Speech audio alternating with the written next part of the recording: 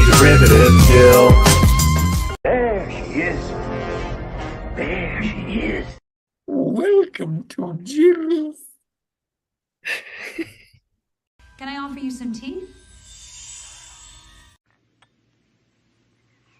Good tea.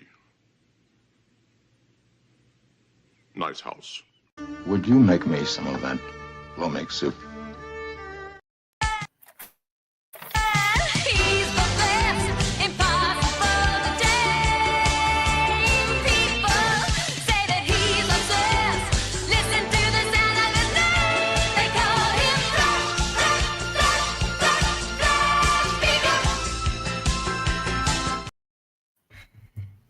Hello and welcome. Today we're going to talk about something very, very strange, something called Xanadu. It's totally weird, but there are already 14 people here, so can something be both cheesy and corny? If so, I believe Xanadu achieves that in spades, but it's taking a very simple story and making a completely amazing music video. That's what this movie is. But we also have the classic love story between a mortal and an immortal. And my favorite such case of that is Aragorn and Arwen in The Lord of the Rings. But in this case, we have a directionless Californian artist and a goddess of entertainment. And I'm not of this time period, and I don't particularly enjoy disco. So when Old Man Bird said I probably wouldn't have reviewed this on my own, he is correct. Although that's a fact, though, that we are here talking about this movie today, thanks to Old Man Bird. Thank you so much. You are a fantastic supporter of my channel, and a top commenter too, among so many other things. Brilliant guy. And I'm so happy to review something that you want to hear about. so let's talk about it. But also, I have to thank you again, Old Man Bird. You already paid $100 for this particular broadcast, but now you also sent a $49.99, effectively a $50 super sticker. Fantastic. Thank you so much. And I had a few, what's the weird thing about this is that I didn't have time to make clips, but I absolutely have to play some of this movie. So what's going to happen is that I'm going to open it up in another tab, and I'm going to risk a bit of copyrights because you can't actually talk about this movie without playing a little of it. Let's see, where are we? We need to look forward this particular link. Let's get physical. Thank you, sorry. Scotty. Yes, welcome to Scotty Arthur. So, well, if it's of that genre of music, you're in the right. That's why I played Flashbeat. Why do you think I played that? That's how I knew about the obsession with disco movies was because of Snoopy. I was always a disco duck guy myself. Disco Duck. Mm-hmm. What's that? No, it's I forget who sings it, but yeah, no, it was to take advantage of the disco craze of the late 70s, and it's Donald Duck being there a it is. disco duck. Donald Duck being a disco duck. Oh, okay, gotcha. Donald Duck. No, I never heard of Donald Disco Duck. This is funny. I'm sure there was lots of such examples. Well, and you're right. This movie is dripping with early 80s fashion and flair. I guess it's a disco movie, but like it was sort of created to take advantage of the roller rink craze of the late 70s, early 80s. It was huge, and it was one of those movies. There were two other roller disco movies that were coming out at the same time, and so the creative process on this is fantastic. And I know it's become iconic in the gay community, but I don't there's something about it, and it's like, yeah, I get it. I get why it would. but I don't like. My dad loves this movie, and he was, a veteran and all that jazz. And so he just likes the Gene Kelly harkening back to the 1940s style, seeing Olivia Newton-John in a World War II uniform. Like there's a lot of stuff for the heteros in here too, I might add. Well, and you mentioned the disco, not the disco, but the roller derby craze. That was my mom. My mom loved to rollerblade. She did all the dancing, and she would say, I used to rollerblade over there. And the building that she used to rollerblade at whenever we go to our hometown is still there. So she points it out every single time I drive into town with her. So I know exactly where she was skating when she was a kid. Mhm. And so we're going to talk about this particular movie that and of a Well, time of a it different fits time. perfectly into your sort of milieu, your genres, because It's it starts fantasy. in space. Oh, okay, but barely. Oh, yes, it has a little airplane, and then there's a little UFO. You can see right here. There's the UFO. Did you see it? Oh yeah, and then it has Superman flying around the Earth to try and bring it back to What? Oh, Superman! the I didn't think parody. about that being Superman. I did. Was it? Okay. I don't Yeah, think so, but you're it's funny right. that yeah. You're right. Let's see. Well, because Old Man Bird sent a super chat. I wanted to play a clip, but I figured I could just find a random point of this movie and play it. Here it is. Can you hear? Yeah, you probably We'll hear. find out. Yeah.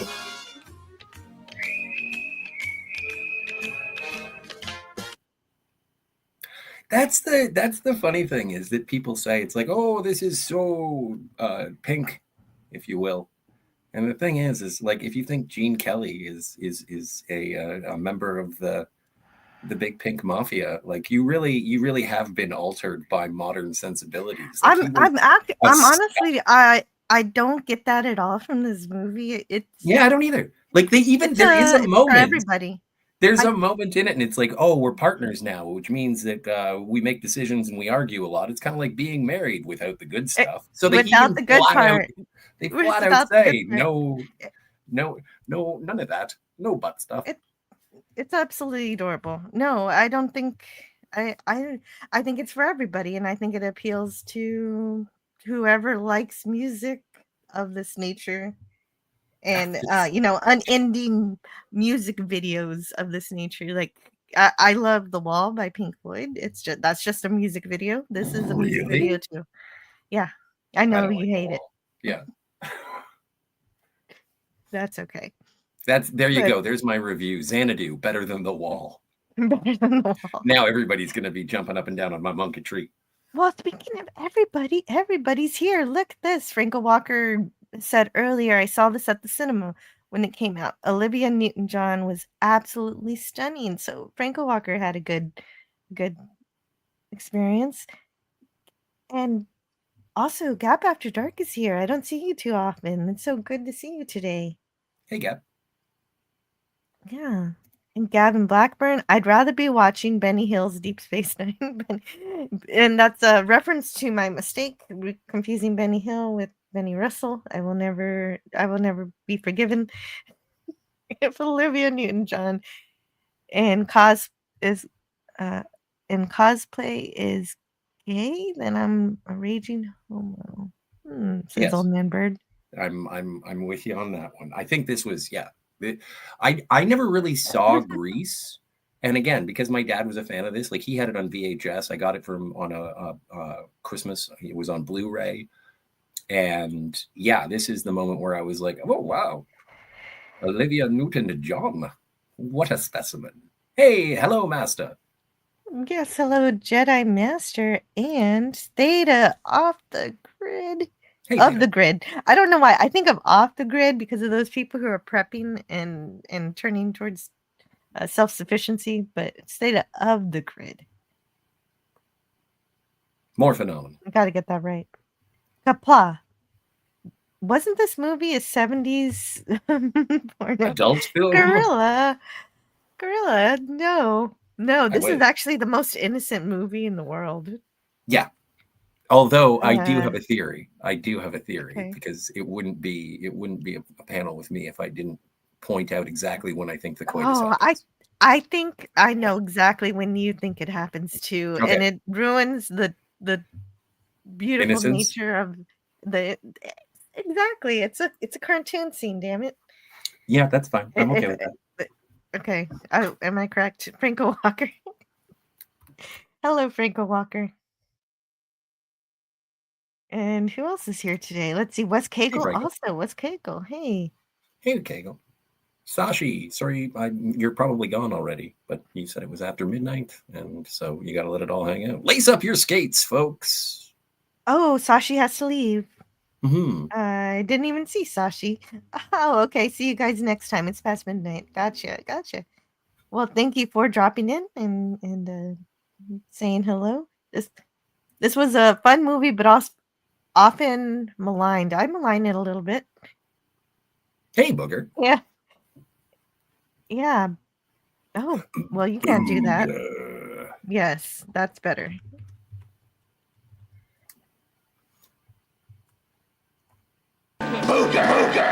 Oh no. Hold on. No, that was fine. So nice. You said it twice. Yes. Yes, I had to. I don't want the echo. Where's Jill? Are we going to get this party started or what? Says Greek Letters Larson. Good to see you here. I know I was a little bit late. I had to set things up. Every She was jumping Saturday out of a night, mural. go to I'd go to the local roller disco. I have a complaint about that. What? They don't explicitly state what I want them to state.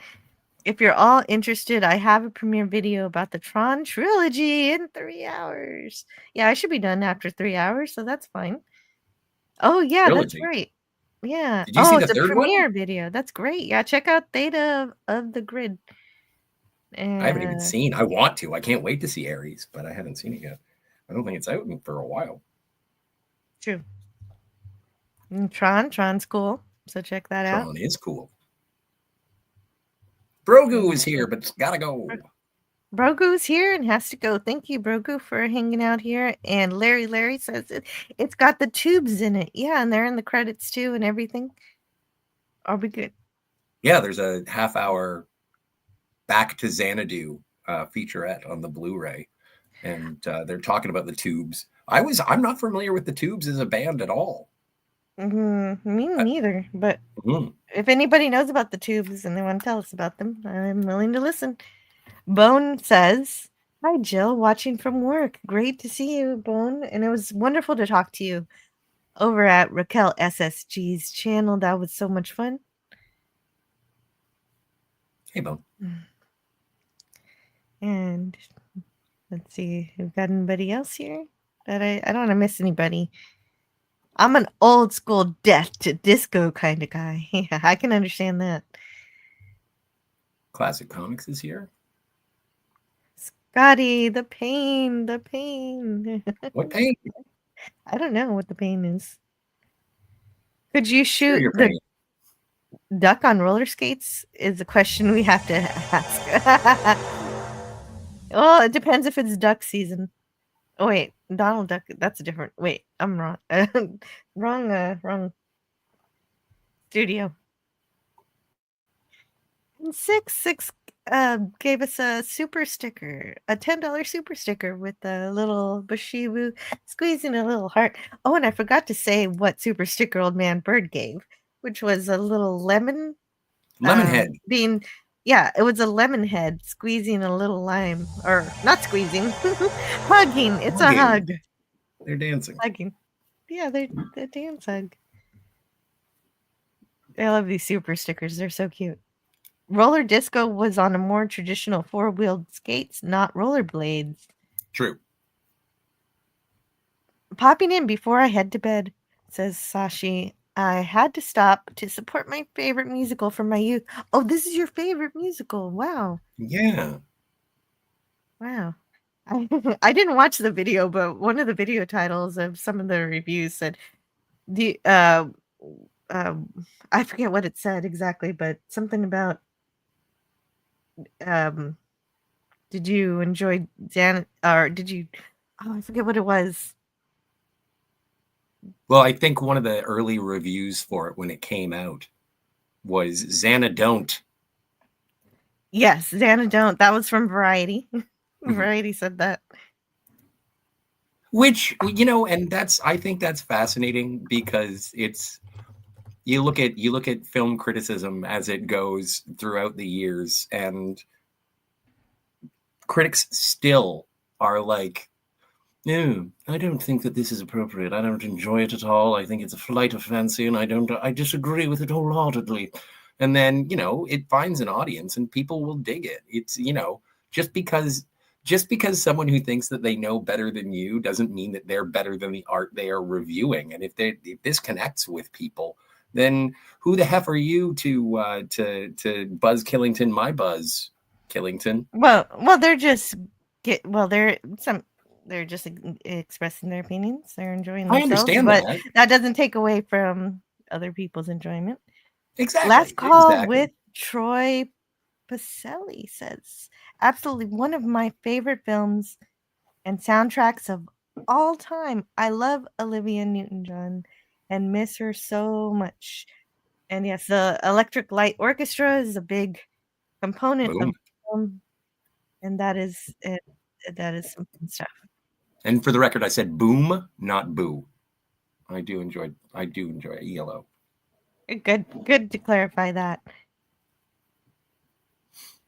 I had so many birthday parties at the skating rink. I miss it. Aw, that's so cute.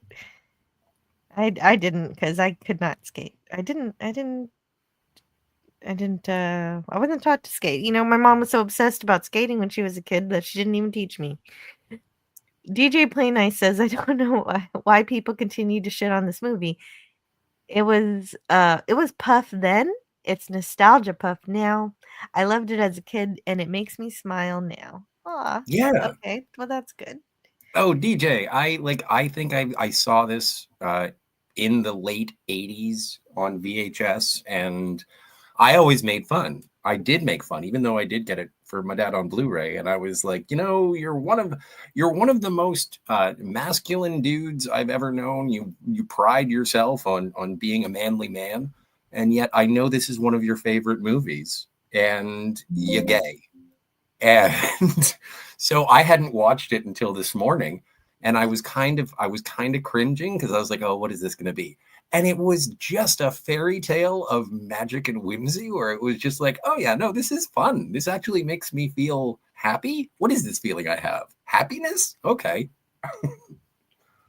Plus, Well, it's got the lead actor from The Warriors, which is, I think, would be a perfect double bill, is to watch The Warriors and see him be a badass kung fu fighting gang member going across a dystopian New York City, although I know it takes place contemporarily, but whatever. Come on, there's a gang dressed like baseball players.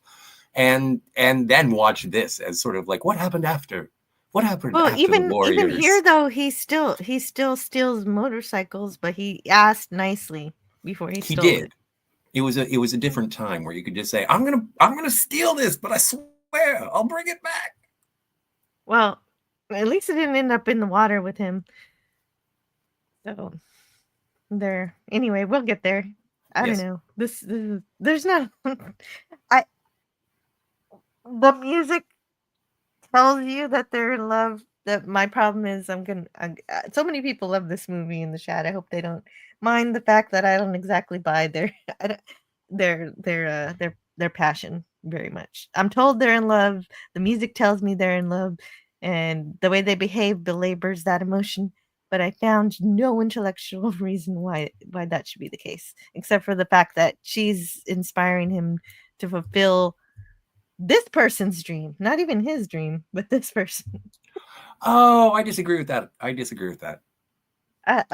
Okay. I think that what he needs is an inspiration just to find, like, he just needs to find passion. And as the movie goes on, and I think this is probably one of the Achilles heels, is his passion is being placed completely into Kira. Hey, there's a Star Trek name. But his passion isn't creating something like a gathering place where people can express themselves artistically. It's like, I'm going to do this with this awesome dude so that I can get with Olivia Newton-John. And it's like, all right, I guess. And then when she goes away, he's like, nothing matters anymore. And I do think that that is something that happens. Like, I do think that people think that, or they feel that their romantic intentions will fulfill them, and they place a lot of their own happiness in another individual, which is too much. Like, it's too much. But and then at the end, it's like when ET goes away, it's like, you'll find love again, I hope. I guess he just makes up his dreams as it goes along, because I don't know, he just runs into it. Well, most I'm amazing not things you fall ass backwards into. Also, this is very much fantasy. There's no and there's no way to really understand how this inspiration works from the Muses. Of course, it comes from Greek mythology, and it's a very simple story. And Old Man Bird says, a place where nobody dared to go except for anti-derivative Jill's mofos, and that was the very first comment here, and it goes quite well along with this explanation from classic comics. Xanadu is a English corruption of Shangdu, a reference to the summer palace of Kublai Khan, Genghis Khan's grandson, which became famous in Europe due to Marco Polo's stories of his time in China.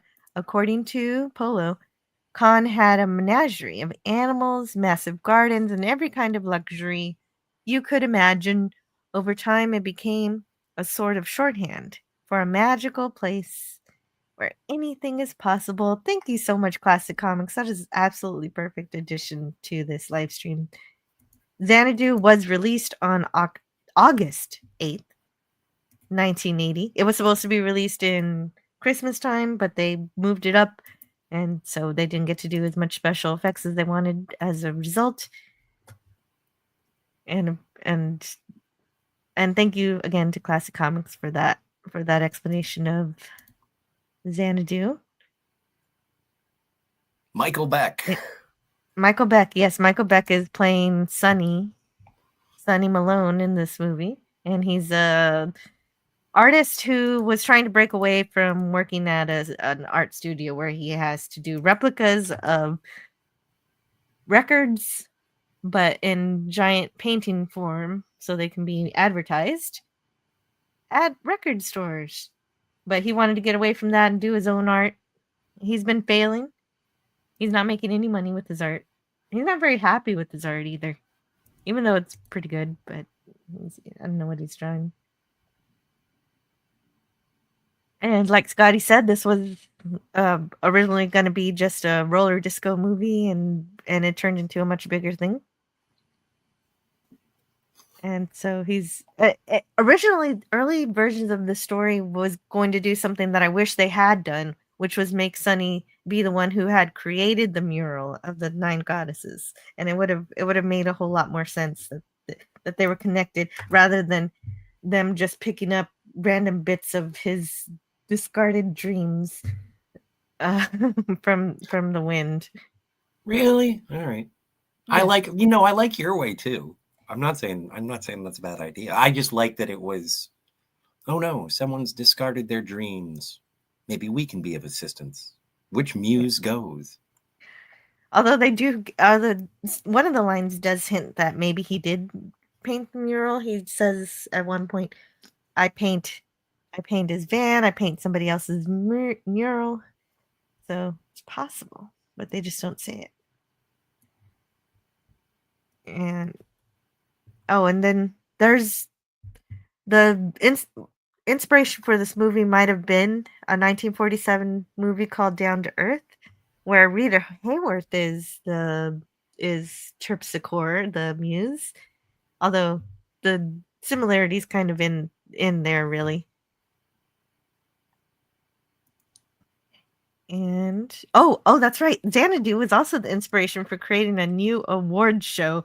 So a guy named John J.B. Wilson created the Golden Raspberry Awards after watching a double feature of Xanadu and Can't Stop the Music, which was Olivia Newton-John was originally slated to be in Can't Stop the Music, but she was like, "Nah, I'm gonna do my own thing," and everybody says that was a good choice. So I haven't seen Can't Stop the Music, but it seems like it's worse than this one. It's the Village People movie. Oh, have you seen it? No. Has anybody in the chat seen it? I wouldn't mind knowing a little about it. So anyway, the Razzies were created for this movie, and Can't Stop the Music together. Very fun. But where this movie failed in the box office, it became a cult classic on HBO.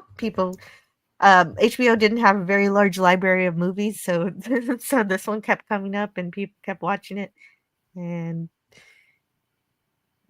that. And it does say specifically girls and gay men like this movie in massive amounts, but I just, yeah, like, I don't know if they took a survey or something to get this data, or how they figured that out. Well, apparently they started doing like midnight screenings, kind of like Rocky Horror, and you can only really judge by the audience. One woman that I saw interviewed from it said that she saw it when she was like 6 years old and just fell in, like, it's a live action Disney romance. Like, it does. I do understand how like little girls would dig this.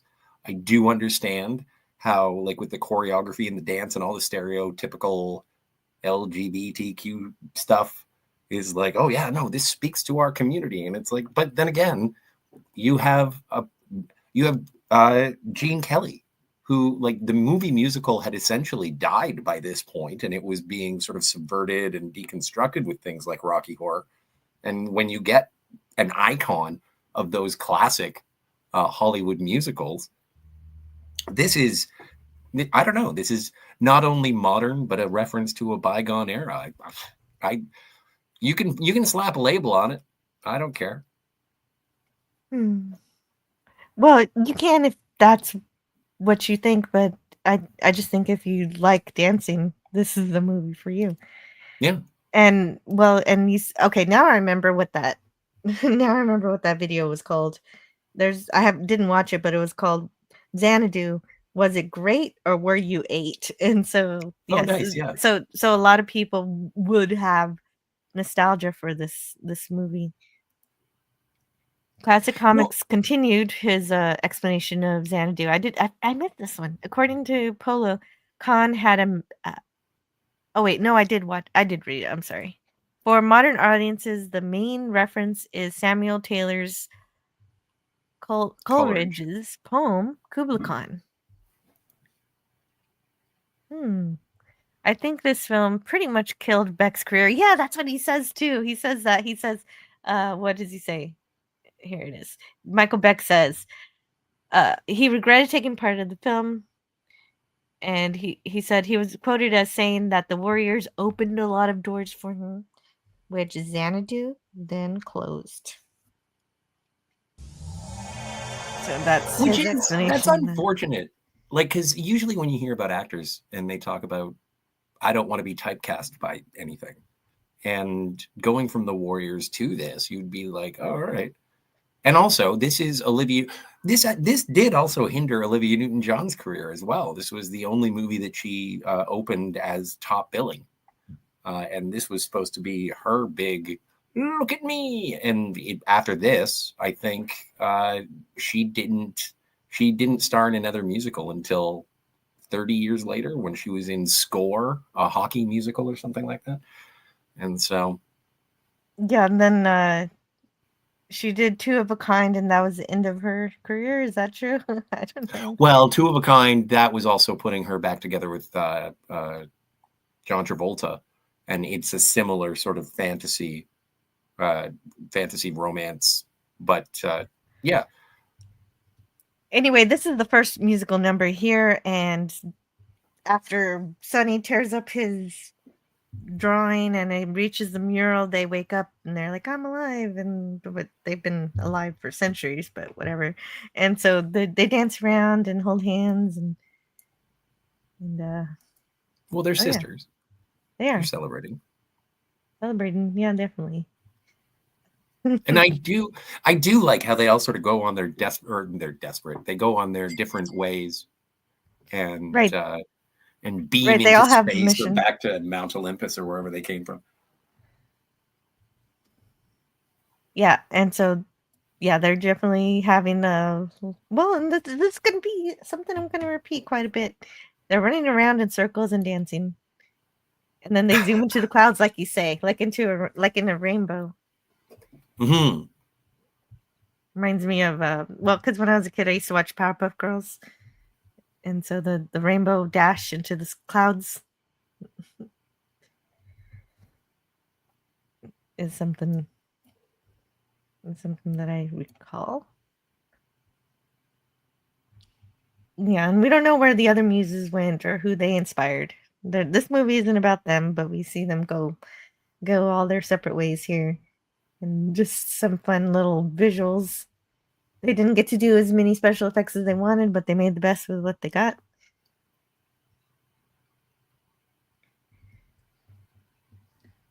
And there's I want to pick up where I've got a super chat, so I'm going to read it in just a minute. I don't have a whole lot of notes for when they're just zooming around. Well, It's kind of fun though. that's also part of the reason why I was okay with watching this again. And I'm pleasantly surprised by watching it. Is it's a There it is. tight 95 minutes. Like you're in, you're out, it goes super quick. It's colorful, True. it's bouncy, it's snappy. Absolutely does not overstay its welcome. It's No. over before you can get mad at it. Matt G triggered the transporter sound effect. Oh yeah, Matt G's here. Hey, Matt G. Hey, Mitchie. Great to see you here. Can't Stop the Music is pretty bad, said DJ Play Nice. Then thank you. Thank you for the the note on that.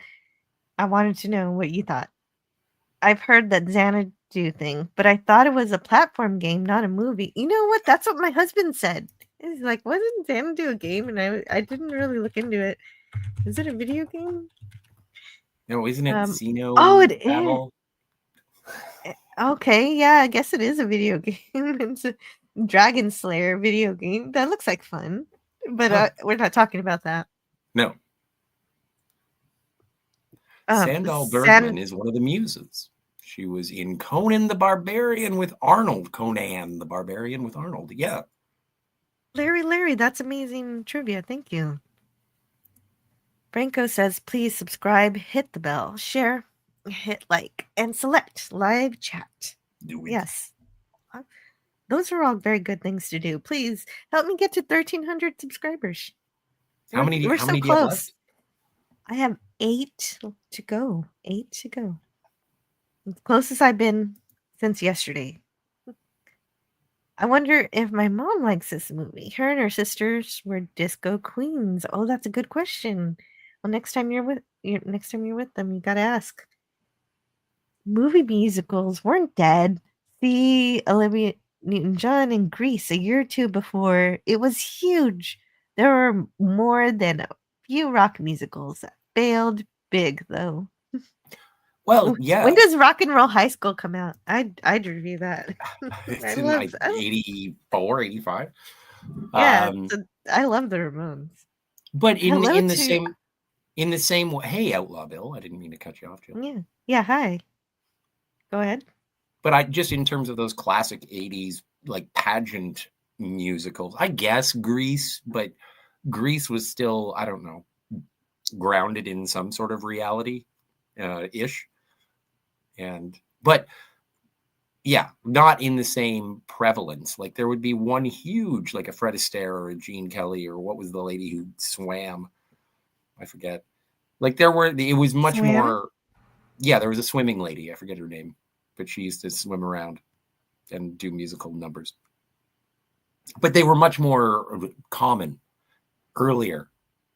I guess you could say like even Elvis movies were musicals because they were, but they weren't at the same regard as those sort of, oh, not New York, but on the town or singing in the rain kind of thing. Like Yeah, we could obviously, make lists. Oh, Loud Bill says, I love Xanadu. Great movie and great soundtrack. And well, the soundtrack where the movie failed at the box office and had to wait until it was on cable to be recognized. The soundtrack was immediately loved and yeah. won lots of attention and went platinum. It went platinum. That's the thing it did. I'm performing PC brain surgery right now. Oh, good luck. Good luck. Suction, Oh my goodness. suture, scalpel. Yes. Okay. Okay. Well, good luck, Outlaw Bill, with your computer. We all watched the Powerpuff Girls, says Theta. They were awesome. I agree completely. Although I don't think we all watched them, but DJ Play Nice did. Buttercup was the bestest Powerpuff Girl. She's pretty cool. I love how DJ Play Nice earlier in the chat was like, Scott, or was it Gap? Someone said it was like Scott knows the gay, and it's like, and now everybody's talking about Powerpuff Girls, and I have to defend my heterosexuality. Jeez. No, but they are cool. Powerpuff Girls are inspired, Sure, I think, sure, by sure. well, I think that Powerpuff Girls were inspired by 60s Batman and of course Japanese kaiju smashed Okay. together. That's why they're so awesome. They just don't- happen to be little kindergartner also girls. That's which also is- part of the reason why I felt that's uncomfortable just watching. side. Larry. Also, welcome to the panel with Kegel. Hello. I'm glad you joined Hello. us today. Yes, this Oh, is a you good know what I movie. didn't do? I Well, always do it's a that. good bad movie. Yeah, I did already get from Scotty his first watch through was yesterday, like this morning. My first watch through was a couple of years ago in a I don't know if Raquel SSG remembers hosting this watch party of Xanadu, but I think Darius Munchausen was there. This was a few years ago when he was still around. I'm not sure. Somebody was there who was telling us about this movie and telling us about things about it, and it had to be him. But I was trying to get a hold of him to see if he remembered that day, but I couldn't. So I couldn't pull the whole story together. But that's the only reason I'd seen this before. But yesterday was the first time I actually paid close attention to it because at watch parties you kind of talk over the movie a bit. Oh, right, So yeah. so I only enjoyed it because of him, because he or whoever was there telling us about it. Yeah. And you think it's a fun movie. What's your experience with Xanadu and when did you first watch it? Oh, I watched it. God, it had to be in the early '80s. I mean, when it came out. I think it came out in 1980, right? This movie, I believe. That's correct. Exactly 1980. Yeah. I think I saw it. I think I saw it in '81 when it was on HBO. Oh, you saw it on HBO, just like I was Yeah, saying. Okay, so yeah. you're one of those people who discovered it when it came onto TV. Yeah. Yep. I Very didn't see cool. it in the theaters, but I saw. I think it was 1981. I saw it. So. And did And it replay a lot? Because they said the library for HBO was small. So did you see it on TV more than once? Well, back in the early '80s, I mean, a show would be only on for a movie would be on HBO for like a month, and then the next month it would be gone already. So, and then it would come back around once in a while, but they didn't have like they have now with on demand stuff. They have a whole catalog, and you just watch what you want to watch. You watched what they showed you when they showed it to you. So, Gotcha. yeah. Well, thank you, Wes Cagle, for joining us. I want to also thank Old Man Bird for the 199 super chat. Beck got to kiss Olivia Newton-John. What else did he want? Yeah. Right. He shouldn't be complaining. Okay, so I'll play a bit of this. Where's this? Where's the roller skate? Can I find it? Let's see how good I am here. No, that's too far. Yeah, that's the I'm alive scene. Here it is. Yeah, there you go.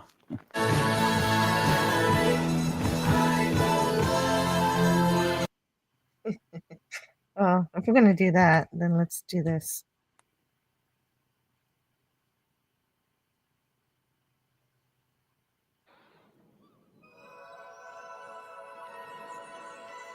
Look at this stuff. Isn't it neat?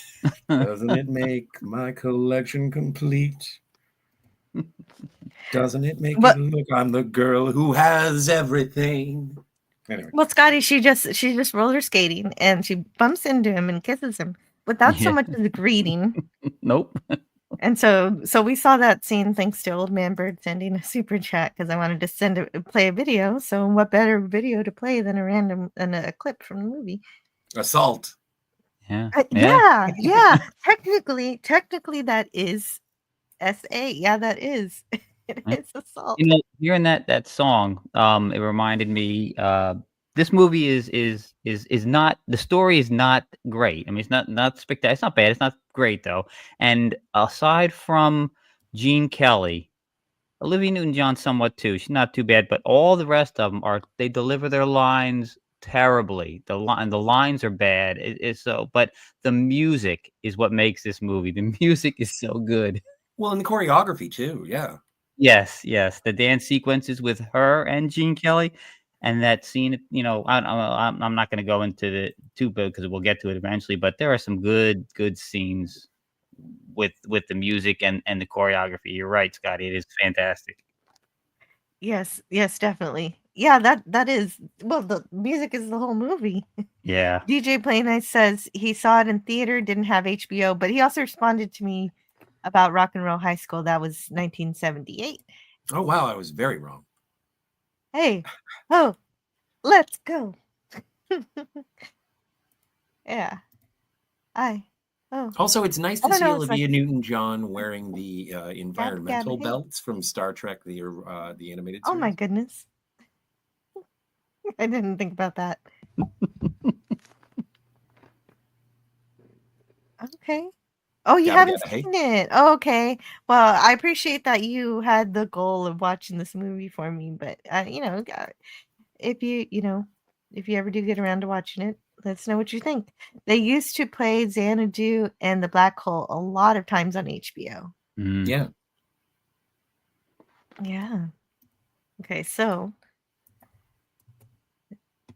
so we already said that. So he's just he sees her zoom. So these goddesses, they don't try to hide that they're zooming around. They just let you see their light. Yeah, you're well in the yeah. I was gonna say, and the characters in this movie just give themselves over to the magic, and it's like, no, they don't. They actually, like, even Sonny is like, what the? Yes. I mean, he's confused by what is happening, as you would be if a magic woman bumped into you. It kissed you and then zoomed away. And then zoomed away. Yes. And as a light ribbon. It's nice to see the original PT Cruiser. Is that what that is? It's PT Cruiser. No, it's not. The PT Cruiser is based on that. Yeah. That's a Woody. A Woody. What kind of car is that? Because it's the kids used to Wood call panels? it a Woody because of the wood panels. Yeah. That's cool. Well, but Sonny's back at the art studio because he's hungry and he's not making any money. So he's got to go back to making replica paintings of record covers for the record stores. And he's got a lot of friends here. They're disappointed that he's back, that he didn't get to succeed and break away. See, this They're is one of the also scenes talking about economics for a little while. It's very odd. This is one of the scenes I'm talking about. The dialogue is bad. It's really bad. It's written bad. It's constructed bad. It doesn't touch on. It doesn't advance the film, and it also the actors deliver it terrible. I think they were trying to make them seem real, like give them some small talk to banter with, but the banter doesn't make any sense. No. They're just. I think they want to try to get across how rich people have it easy and they're struggling along and whatever, but it didn't come out right. I think I agree with you that the dialogue right here is really bad. Yep. And yeah, no, oh yeah, paint by numbers assembly art is basically what they have to do essentially, and it's not exactly paint by number, but you're given a record, you got to paint it. You just paint what you're told to paint, and you don't have as much creativity allowed. And then his boss is named Simpson, and he gets an album cover to paint, and it just happens to have the girl that he just ran into on the album cover. Yeah, and this guy here, the his boss. This is. I mean, they couldn't have made a more stereotypical early 1980s music industry jerk boss. Yes. Yeah. Yeah, he's exactly that. Exactly as you say. And he tells them, "Hey, I saw this girl. She ran into me and kissed me out of nowhere." But he forgot to mention that she also started zooming away at 100 miles an hour.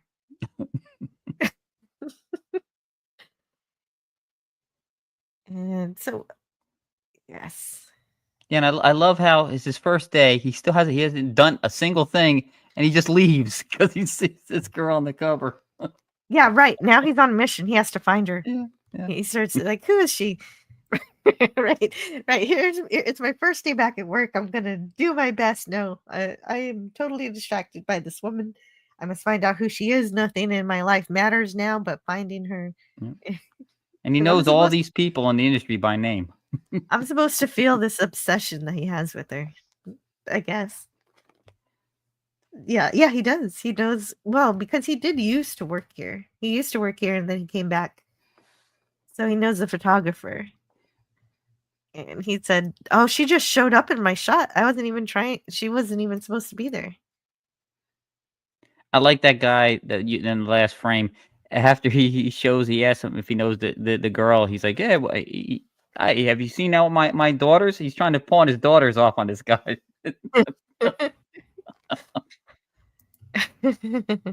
That's yeah, that's right. You don't have to worry about looking for this girl. I've got some girls for you. Yeah. That is funny. I missed that, I think.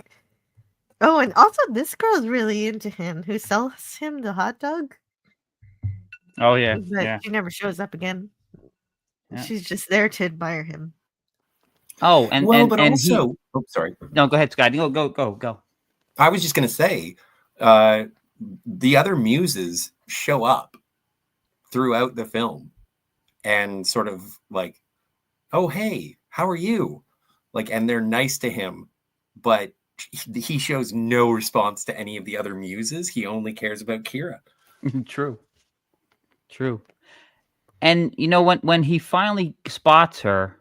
Oh no, I'm sorry. I'm getting ahead of this story. That's never mind. Go ahead with the frames. I got a little ahead of the story here. Let's have an introduction for Gene Kelly. Come on, big round of applause. Yes.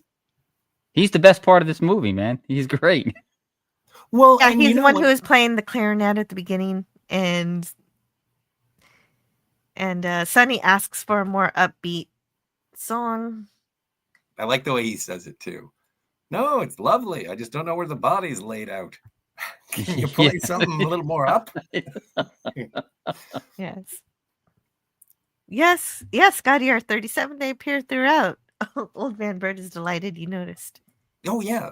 Oh man, no, like, and this is, I understand it's cheesy or whatever, and people don't dig it or whatever. It is. But like it is, I think it's happy, it's snappy, it's peppy. I like it.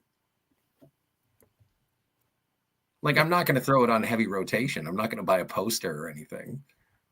I'm not going to be No, me Scotty R. neither. I'm Scotty R. Xanadu from now on, but I do. I think Scotty that R. this it's maligned, or maybe you are influenced by the original critical reaction, or you think it looks silly. But as it builds, I it is a do. pageant. It is a pageant, and I sometimes I'm in the mood for pageantry. Well, But I without do appreciate it for what it is, but I do think Isaiah don't. okay, that's fair enough. That's fair enough. But like, and if Gene wasn't in this, I think it would have lost a lot of its weight, and because he is here, and if it had just been, the girl from Greece and the guy from the Warriors, it would have been like, so what is the point of this? This is nothing. You- And then, That's true. but because He you get does- Gene Kelly, He does bring something else because it brings together generations. It makes it more of an intergenerational kind of. I get more of a interest in the relationship, the friendship between Gene and Sunny than I do between Sunny and Kira. well, and not only that, but it's a love triangle as well. Like, Sort of, except that Gene kind of puts blinders onto it. He's like, "Don't I know you from somewhere?" And she's like, "No." And then he's like, he accepts it. He doesn't dig into it. He didn't confront her about it. but it is about lost love and new love and the possibilities for the future. Don't think that your life is over just because, it is Well- better to have loved and lost than to have never loved at all, kind of thing. And he does think about it fondly, definitely. Yeah.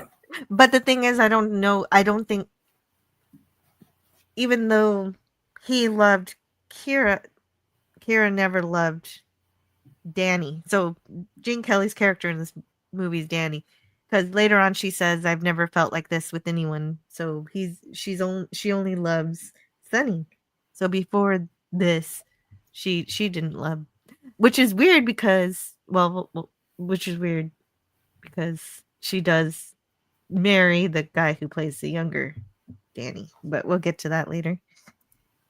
Yeah, this is the scene I was referencing. He's with Oh, go Jean. ahead. He sees her, and he leaves Jean, and he runs up to these two girls, and he's like, "I need to borrow this," and they just let him go off on their moped.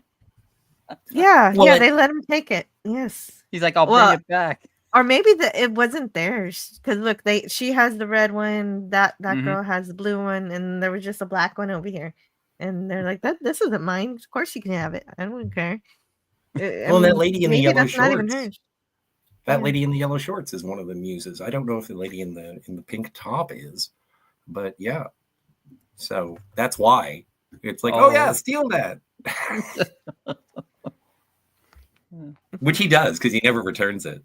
Oh no, Right. no, he does not. No, yeah, there was no effort to return it. Yeah, he just falls in the water and that's it.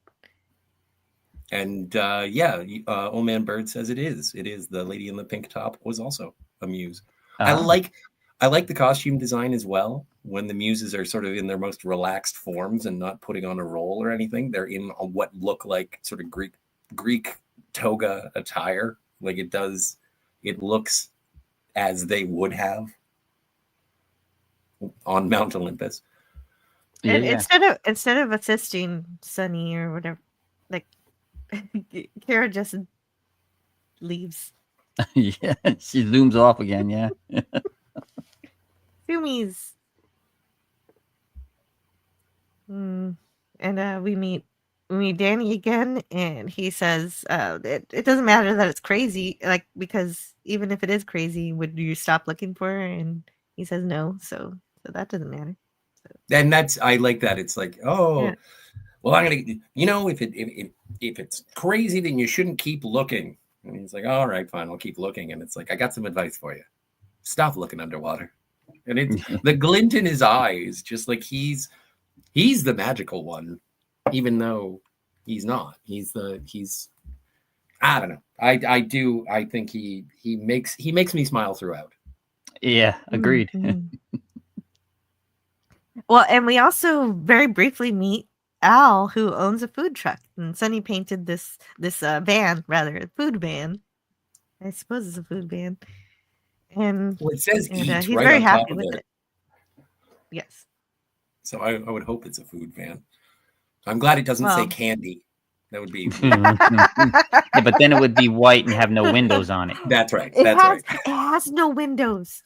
Those are pretend windows that Oh, were this is painted true. on. This is true. It oh my god. Is it still a creepy man? I don't know. It looks nice. Okay, so then we Sadly, go to this the the auditorium. Sadly, this building it was destroyed in 1989. Yeah. But this is Oh. considering the devastation that it had happened recently, and this is sort of a time capsule for looking at what Los Angeles was like in 1980, pre 1980, and a lot of the landmarks get to sort of shine, which is sweet. they tried to save it. This is the Pan Pacific Auditorium in Los Angeles, and later on in the movie, it's referenced as a dump. And yes, it did go into disrepair. And Danny talks about how he used to have wrestling, which was true. And I think they built a park over it after it was destroyed. Yeah. So that's the story of that building. But also DJ Play Nice sent in a 99-cent super sticker. Thank you so much, DJ Play Nice. It's of a little happy devil face. Very cute. I like that. Hooray! So I've got, but anytime someone sends super chat or super sticker, I got to play a bit of the movie. That's the thing we're doing now. So let's find where that thing is. Where is it? There it is. All right. So, oh yeah, this would be a good one. The one that we just saw, but you could actually see him fall in the water. Yes. Okay. Where is it? Oh, that's too far. That's too far back. Okay, let's do this. Just further down the beach is where James Rockford's trailer was, and so there was a crossover, but they had to cut it. A crossover? Oh, really? I didn't hear No, about not that really. one. No, Oh, not good. really.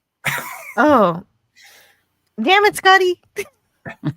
Just a Rockford nugget. See, I'm glad you left in the swear, because when I started watching this, and obviously at the beginning of some Blu-rays or DVDs, it'll tell you what the rating is, and I was like, why was this rated PG? This is like one of the most G movies I've ever seen. And then as I was watching it, I was like, oh, they say shit a lot. Like not a lot, but they do drop in a bunch of shits. Yeah, it's just a PG movie. That's but it has a caveat. It says may not be appropriate for preteens. Why? I don't know. Yeah, I this guess is shit. fine. Yeah, this would be fine. It is appropriate for preteens now. The things are way different now. Yeah. Data of the Grid says, if I had some money, I'd definitely send some supers, Jill and Scotty. You make a great team and have a great channel. Oh, thank you so much. Thank you. Also leave a comment after the stream is over. It helps more than you know with the YouTube algorithm. Thank you. Yeah. Hit the like. That's a thing to do. How deco can you get, says DJ Play Nice. Yeah, that building is great. That building is great. Oh yeah, The Last Dragon. I don't think they had a completed script when the filming started. That's correct. You're right, Larry. They wrote I also saw that they wrote the script while the movie was being filmed. That has been confirmed. Well, and not only that, but they were trying to squeeze in other songs, whether they made sense or not. And that's how you get that great Don Bluth animated sequence. And I can't wait to get to that, but I don't want to expound on it before. Me too. Well, and let me find where I was because we skipped some things. Also, And if you're running a food truck, yes, like we're going wherever the food truck is going. Sonny is hanging off of the back of the food truck like Marty McFly. By the way, Back to the Future ripped this off. And like, so where is he going to promote his business in this food truck if he's going to be like, I'm going to go to the decrepit part of town where there are no buildings or people? All Yeah, right. that's a good point. There's absolutely no reason for him to drive past this except for that it was ordained by the gods. Oh, nice. And so he decides to get off the van here and inspect this decrepit old building full of graffiti, not worried at all that the ceiling may collapse on his head. Yeah. Well, Forget and the no also, trespassing sign. I'm going in anyway. yeah, let's go in. And also, because he roller skated there, he takes off his roller skates and he is wearing sock feet. And in modern day Los Angeles, it would be like, oh, good. I will wear my sock feet around with all of this broken glass and used syringes, Human feces, possibly too. possibly some human feces, of course. So then we get to the first real song of the movie, which is Magic.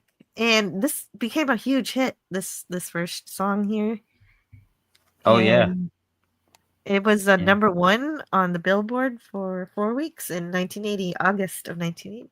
Yeah, I think when Rob Wright did his whole thing when they were reviewing the top of the 80s, they talked when they did 1980, they talked about this, and this was at the top. Oh, they did. That's Yeah, great. yeah, Definitely check out Rob Wright's channel. Really, really fantastic stuff. yeah. One I of those remember talking about it. things. I said this is a good song. I said, but I think on the soundtrack, the title song is the best, in my opinion. Oh, I yes. love the song The Xanadu. Xanadu. Yeah, it's great. Mhm. I'm an idiot though, so I always get Xanadu and Waterloo sung by ABBA. Yeah. I get them mixed up. Well, we were on a stream with Sean last night. Tony was there, and he's like, "I want to do a parody of the song Xanadu, but to the tune of Waterloo." It's funny you mentioned that. Yeah. Yeah, and so he's trying to figure out where she lives, and but she's only saying she's around here sometimes. She's like, she lives here sometimes. She's not very helpful. He wants to see her again. She promises they will, and then we cut to him back at the studio painting the record. And it looked like somebody just arrived. Let's see who it was. Sorry, I have to leave for an appointment, but now I am back. Welcome back, Booker. Oh, it was Jill Powers and the Jill Powers, the River Daughter. Yes, hello, Jill Powers, the River Daughter. Could you please read what she says here, please? The National Disco Roller Champ was in my class at Western Hills High in Fort Worth. He was a jerk, but man, could he skate to Michael Jackson's Dancing Machine. Nice. If there are magic space socks, they will protect him from all that modern foulness. Oh, right. Remember, this is a magical movie, Scotty. His It is. socks are protected. Well, I don't know. I don't know his how much socks are the magic there is. golden fleece. There's some parts that are magic and some that aren't. It's a collision of worlds, so I don't know where the magic starts and where it ends. I think it has something to do with when the muses jump out of the mural. Mm, That's probably where it Yeah. starts. fair enough. Booger says, Larry, while that is true, what's true? Technically, 1980 is the last year of the 1970s decade. And Booger responds, while that is true, we lost that battle back between the fake and the real millenniums. Mm-hmm. Yes, great to see you, Jill Powers. Yeah. Now here he is. Yeah. You know yeah, who's she also- coming. well, oh yeah, the last scene, we found out that her name was Kira. But he wants to know how she knows his name. And of course, she's a goddess. That's how she knows. She's put tasks to help him. We know, but he doesn't.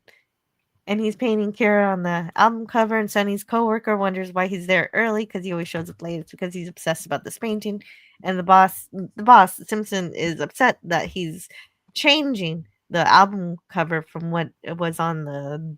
I don't know what's different exactly, but I guess I guess he's paying too much attention to Kira because I guess the album cover didn't portray her correctly, and he says, "I know exactly what she's supposed to look like, so Mhm.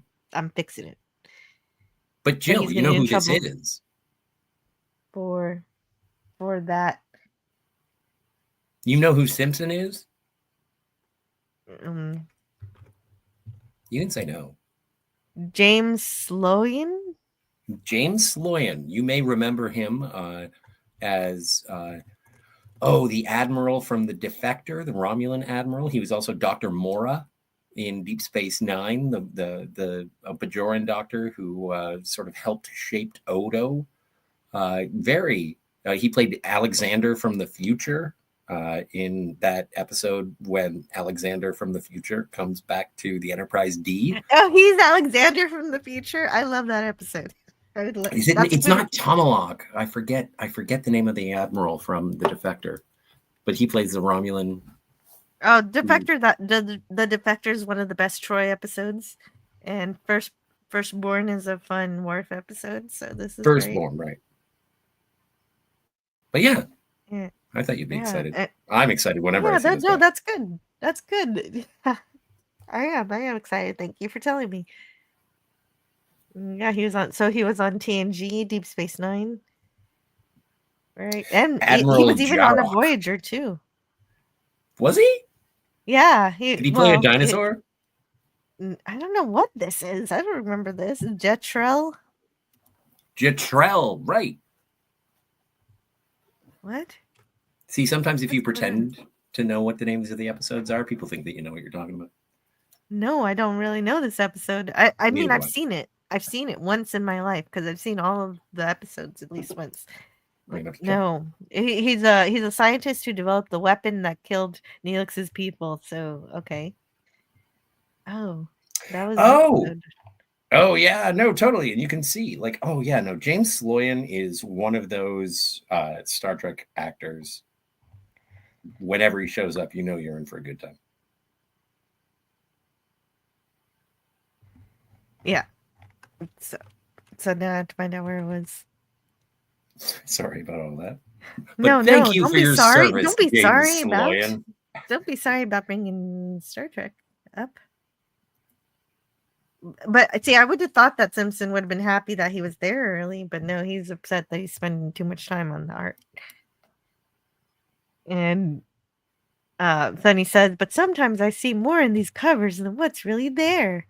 And I'm sorry, I made him sound bratty, but Simpson says additions to the painting is causing chaos because it might cause other people to make additions to their paintings, and then everybody's going to be late with all their paintings, and that's not good for the business. And apparently Simpson used to be an artist, and he says, "I was smart and I went into business." And Sonny says, that was a really great choice. It's a dig at his art, I suppose. And then there's an episode of TNG that does this where Riker is doing a play or something, and there's like broken glass, and he keeps getting abducted by these aliens, and there's these transitions. So these are kind of like those transitions you get on PowerPoint slides. Oh yeah. Was that the episode where Riker was in a play, but he was actually really having mental issues? Mm-hmm. Yeah, something like that. It was a terrible episode. I hated it. Well, and you know what the See if funny I thing can about find that episode is, Jill, is that at the end of the Yeah. episode, and I found this out because I just threw in a disc and I watched it because I hadn't seen it in a while. If you watch that episode, you find out at the end of the episode that the Enterprise crew did nothing to try and rescue Riker. They were like, "Oh, we just lost contact with you. We didn't know what was going on." It's like, you weren't even looking? It's like, no. We thought you had everything in hand. And that episode is Frame of Mind. Yes. But I like these transitions. I thought that they were sort of mind bending because when they swipe or do what is happening now, it does it forward and backward, but it does it at the same time. Like I thought it was really creative. Like I really liked it. Yes, and this is where it starts to get to the good parts. Let me see what's happening in the chat. So we're always We love all the Jills, says Larry. Yes. Yes, this is true. Memories of Muller's head in a box. Wes Cagle says, while true, because wait a minute. Wes Cagle, can you read your own chat and what the context is? Oh yeah. Larry had said that 2000 was not the next millennial, and I said, well, it's true because there was no year zero. We went from year one BC to year 180. I said it's aesthetically pleasing for us to lump all the years with the same decade number together, so that's why we do it. That's true. That's true. But I can understand saying, "Oh, it's 1980. It's not quite. We're not quite in the 80s yet." Yeah. And it makes sense both ways. I can buy it. Burger 414 says now transitions like that are part of corporate death by PowerPoint. Yeah. Star wipe. Yeah. So Sonny does as he's told and goes to the Platinum Palace to hang up some record paintings, and this is where he meets Danny McGuire again. So this is the third time he's meeting him. And originally, one note is that Gene Kelly originally refused to dance when he accepted this role, but after he got to know the choreographers, he changed his mind. Well, and it's really a lovely story hearing about that. They sort of asked him if he was going to be in it, and he's like, "Oh, fine, I will, but I'm not going to dance." And then he was like, "Okay, but I have to meet your choreographer." And then someone warned the choreographer. His name's Kenny. I forget his last name. And it was like, okay, if Gene Kelly doesn't like you, he's not doing the movie. And so Gene Kelly goes and shows up and starts talking to the choreographer. And he says, "Well, I'm not going to dance. But if I were to dance, what would you have me do?"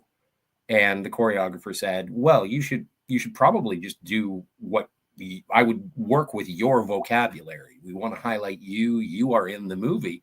And the choreographer himself starts doing some of the old routines from the classic Gene Kelly films.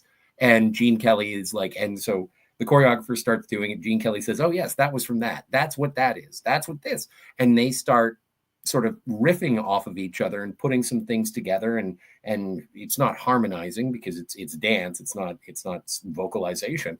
And then Gene Kelly was like, "Okay, sure," and left and said, "I'll do the picture."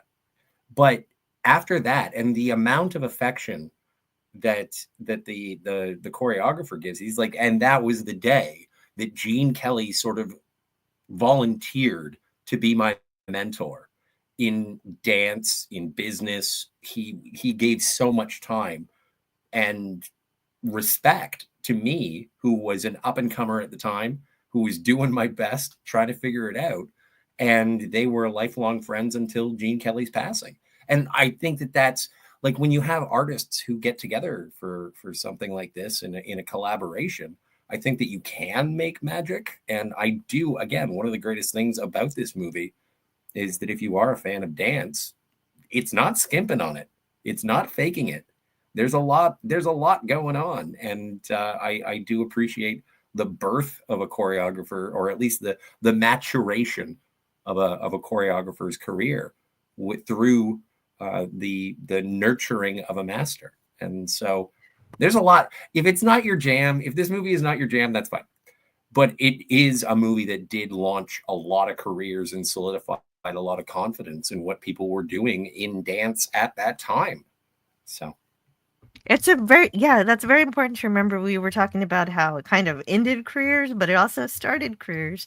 And you said his name was Kenny, so I was able to find it in my notes that his last name was Ortega, and this movie did indeed start his career. And in particular, when we get to it, in the movie, dancing is a big scene for him. Yeah.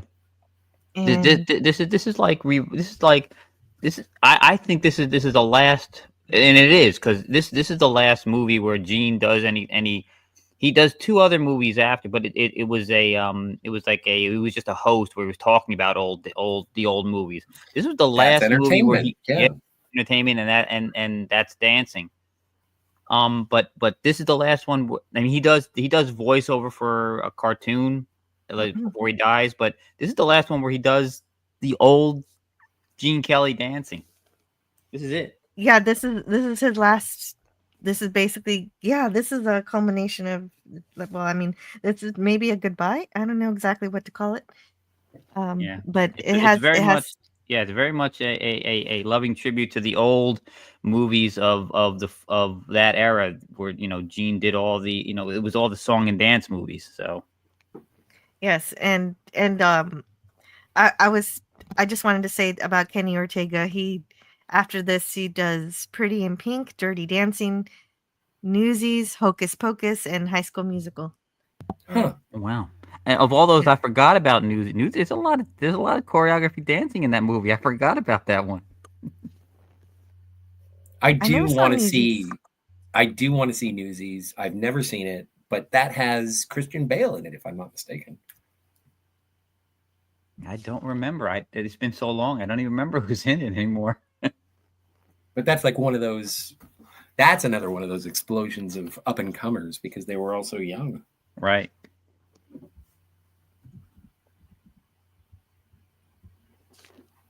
I'd love to open up another joint again. Yeah. Oh, okay. Yeah, I'm with yeah, you. yeah, I'm that's with right, you, right, right. Gene. Right. So Sonny is really impressed by Danny that he knows all of these great musicians and they really connect and have a lot of rapport and become fast friends here. And they learn about each other.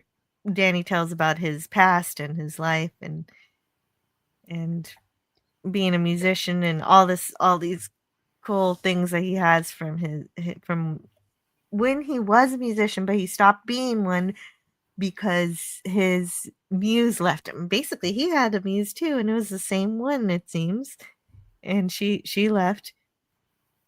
Essentially, that's the end story of that. But he says he can't play the clarinet like he used to, but he'd like to open up another club. And so that's where we are here. Yeah. Well, and Yeah. I think that's. Sorry. I think that goes back to what Scotty said. Gene has a magical quality because he was touched by magic way back then. Oh yeah. That's right. Well, That's right. And I think this is also why my dad sort of appreciated the movie because he looks back on the past in terms of Glenn Miller, Tommy Dorsey, Benny Goodman, and it is something that is like I like this movie because my dad likes it, and I think that my dad likes it because it references so many things that his dad liked in terms of the classic big band, World War II sort of melodies and musical styles. Like it does bridge a gap. And now looking back on this, you can be like, oh, the 80s. But then also it does leapfrog you back into, oh, the 40s. Like this movie is about lost love, nostalgia, but also having optimism and hope and seeing what the future can bring without dismissing what has come before. And I love that. Exactly. Yeah, this is an essential piece to this movie. Without this piece, I would not be as nice as I am. This actually adds dimension to it that I enjoy. It's my second favorite part of the film. I love this music. I love this era. If you go into my car, I have XM. It's always set to the 40s decade.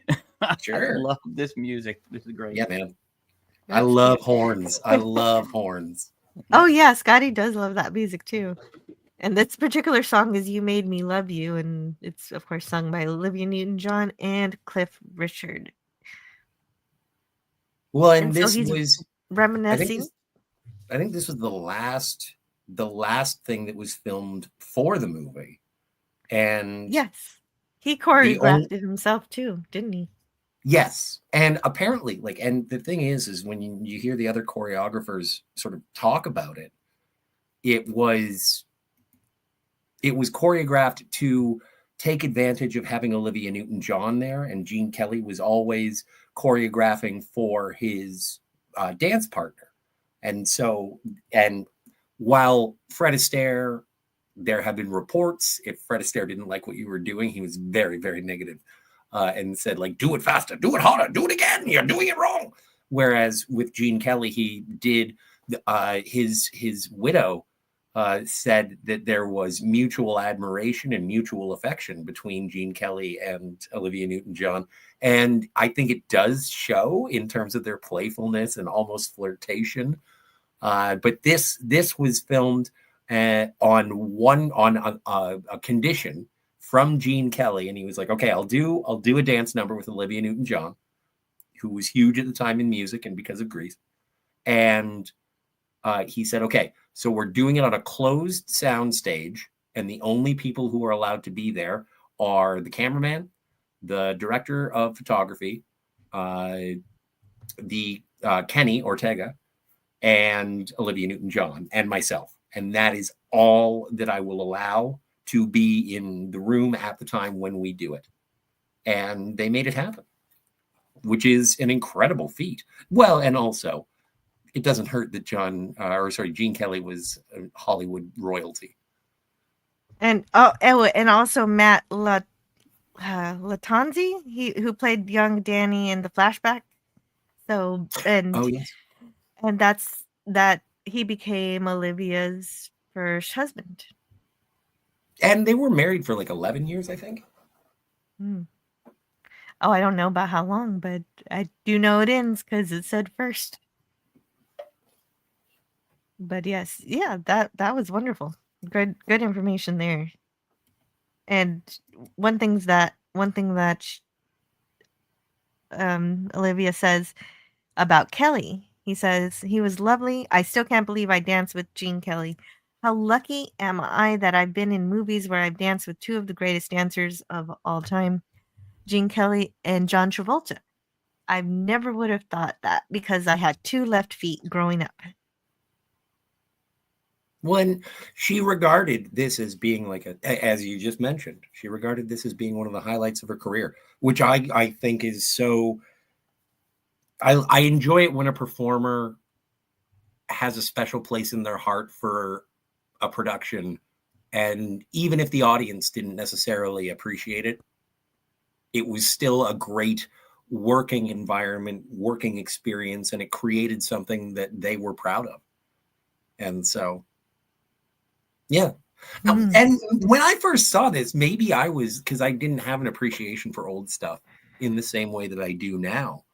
Just because, I don't have as much affection for modern stuff as I do, like, oh, another piece of shit is coming up this week. Well, then I'm going to go back and watch like an old 30, 40, 50-year-old film that I've never seen before that I've heard is amazing, because I'd rather watch that than waste 2 hours on something that I'm pretty sure is just going to be disposable bubblegum. But like, this is something that I didn't really appreciate Gene Kelly for the first time I saw it. And then as time goes on, and having seen Singing in the Rain and An American in Paris and all like the classics that he was in, when he dances with Jerry the Mouse. I think it was Jerry. I forget which one's Tom and which one's Jerry. Jerry the Mouse? Wait, yeah. He danced with Tom and Jerry? Or no, just Jerry. Just Jerry. Just Jerry. Yeah. You know what? I think I remember that. And I just didn't connect who it was dancing with him. Wow. And so, but I didn't know what nostalgia was when I saw this when I was like 10 or 11. And now it's like, oh yeah, no, that wistful feeling of, oh, I remember the girl. Oh yes. Okay. Sorry, I sounded like Burt Lancaster there for a second. That's okay. Yeah. Hold on. You made me look something up. Oh, I hate it when that happens.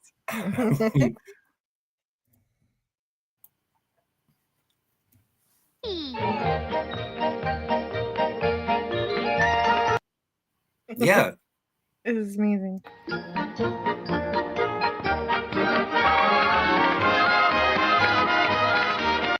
That's really cute. It is.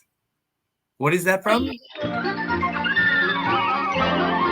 Oh, it says The Worry Song. Oh my goodness. All right, that's enough. But that's wonderful. Thank you for telling me that.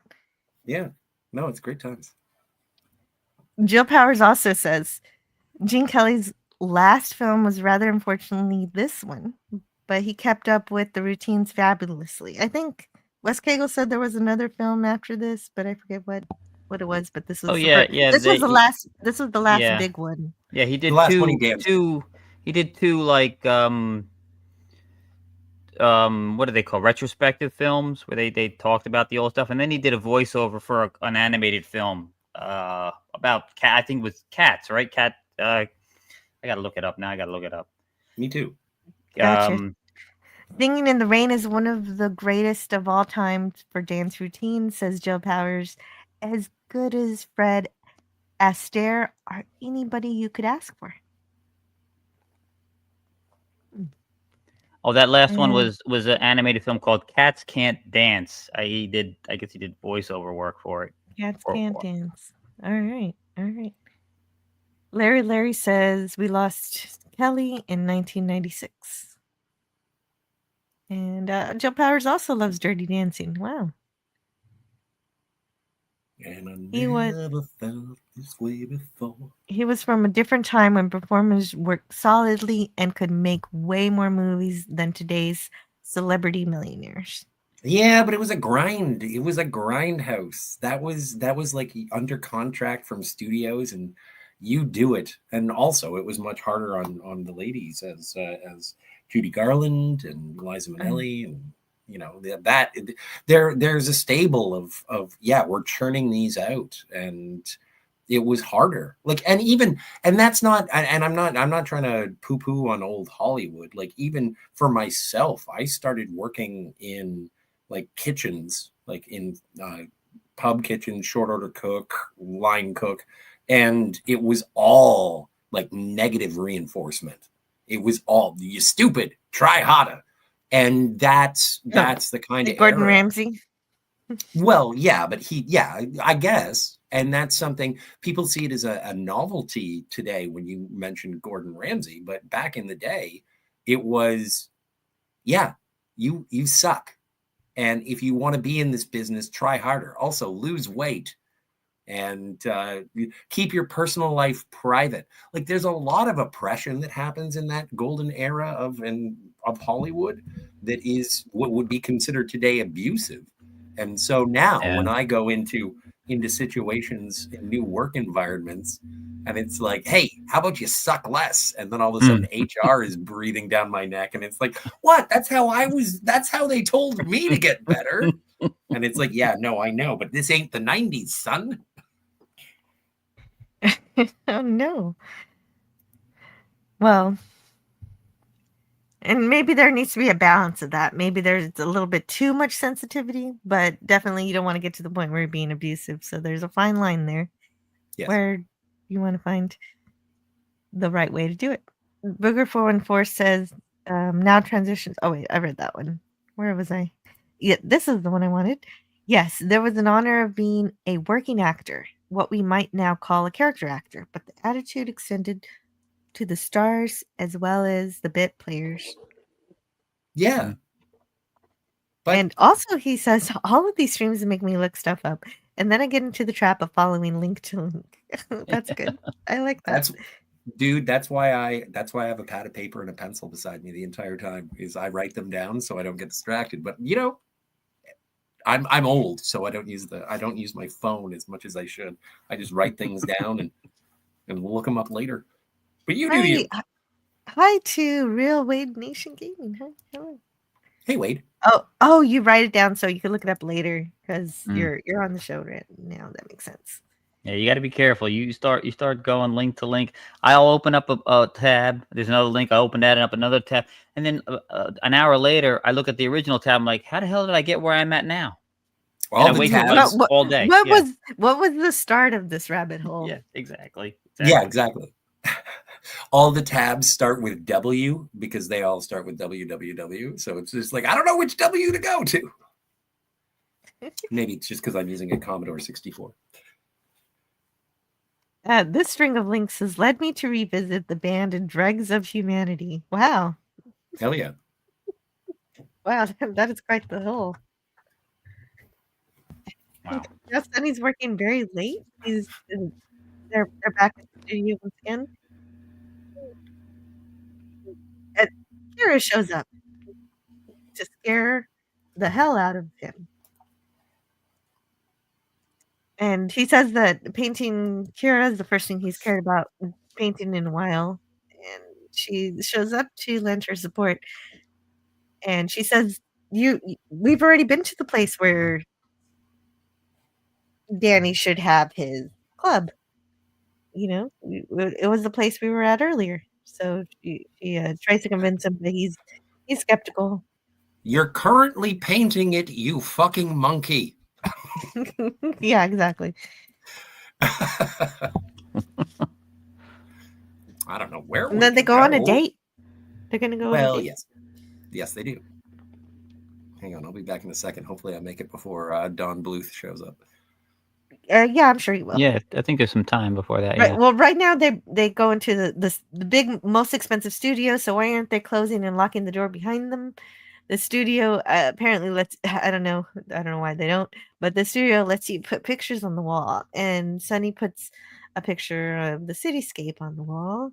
And then this song plays. We get our next song, and called Suddenly. There was a mishap on the set where Newton-John broke her tailbone while filming. She says, we were filming suddenly and I fell and broke my tailbone. They put me in an ice donut between takes. It was such a bad experience. But also within the movie, Sunny was playing hide and seek.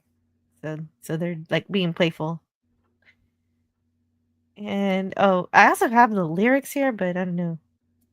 I'm ready to sail any ocean, and I don't need any answers because I'm ready to take all my chances with you. It's all romantic lyrics and stuff, and throughout the whole movie.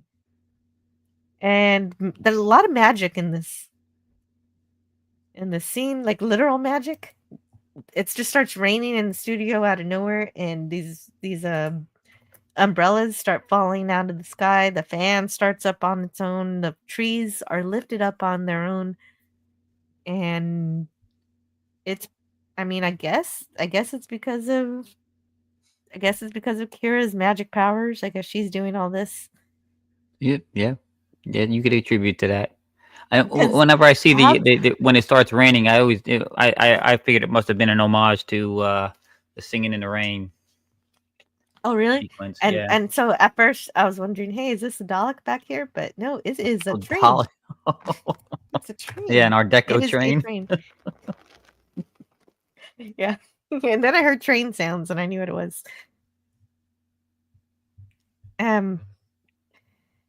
So yeah, but who raised the trees and turned on the fan? The only answer is that she did it because Yep. she's all the magic. But he doesn't question this. He's like, well, who started this fan, this fog machine? Yeah, he Where did questions these nothing umbrellas throughout come this whole from? movie. He never questions anything. And that's what Scotty was saying earlier. That he just accepts the magic. In terms of this scene, he absolutely just accepts the magic. But this train is what is this train? It's a Milwaukee Road Class A train. And man, the lyrics in this movie, they're so sappy. But you know, they're a good dance team. And before they can kiss, they're interrupted, and the boss is there. He just suddenly appears to turn everything off. I guess he saw the door open. He was like, like maybe he was in an apartment across the street, and he's like, "Damn, who left the stinking door open to my studio?" And so he came to close it, only to find them here. That's my headcanon. I'm filling in the blanks. And Simpson tries to turn it off, but he turns on at something else. So I think he's making things worse. I don't think he knows how to use his own equipment. So they leave. They're kicked out, and she leads them to the old building again, insisting this is where Danny should buy his nightclub. And of course, as we talked about earlier, the Pacific Auditorium, and Sunny will think about it, and she can make him smile. So he doesn't smile a lot, but he smiles for her. Although he is still a bit skeptical. Let's see, what are we doing here? Matt Latanzi in My Tutor to Karen Kaye is to It's Your Move to Dregs of Humanity. Oh, okay. Gotcha. Oh, that's Booger's rabbit hole that he went to when he was searching for stuff. Yeah, that'll happen to you. That'll happen to Jill you. Jill Power says gotta bounce, but great talking to y'all. Have fun with the finale. Thank you so much, Jill Powers, for dropping by. I hope you have fun and have a good rest of your day or you succeed at whatever you're trying to accomplish. Cop loud. Exactly. Special effects, studio effects, because it's a studio. Well, okay. Yes. I was saying, how are all these things happening? And Old Man Bird is like, because it's a special studio effects studio. But I meant like how did the umbrellas fall from the sky? Who turned on the fog machine? Who said we need a train to start like who's either remote controlling or driving the train? How did this And muse come to life? yeah, right. And where did this rain? Why this rain pouring from the ceiling? And I'm just gonna go in circles with all the things that just happened in this last scene. But my answer to that, of course, is the muse did it all. And Sunny just accepts it. And that was my conclusion. I still have the single of Magic. I bought it after seeing this film. Holy moly, man. That's rad. You know, it's I don't know, it's kind of sad, but it's also kind of having that artifact. Like I'm hopefully, and Jill knows, but we're not going to talk about it in too much depth, but there's a movie coming my way. And I was like, oh, now I'm going to go and get it autographed. And it's like, no, all the people that you want to autograph it, they are no longer with us. And it's like, oh, but still, I have that artifact. It's on its way, and so that's it's super heartbreaking. fabulous. I'm so sorry. Yeah, it's the march of time. It happens. People die. Get over it. No, Okay, it still fine. hurts. All No, right. it's true. I look back on all the library I have of because I watch old films all the time. I don't watch, and every time I look at it and I look up the actors, I'm like, oh God, everybody's gone. They're all gone. Mhm. Every time I watch Ouch. The Dirty Dozen, I'm like, oh no. Yeah. Yep. So Kira led Sunny to the building again because she thinks this is where the nightclub should be built. And so they look on the he doesn't believe it, but then he goes on the inside. Oh wait. No, then they kiss. And then Danny is the one who's skeptical. Yeah, he comes. So Danny's here and they go inside and Danny's here. Sunny says, "Hey, we should have the nightclub here." And Danny's like, "What?"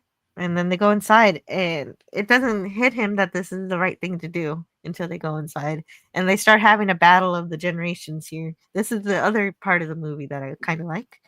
Oh, this is amazing.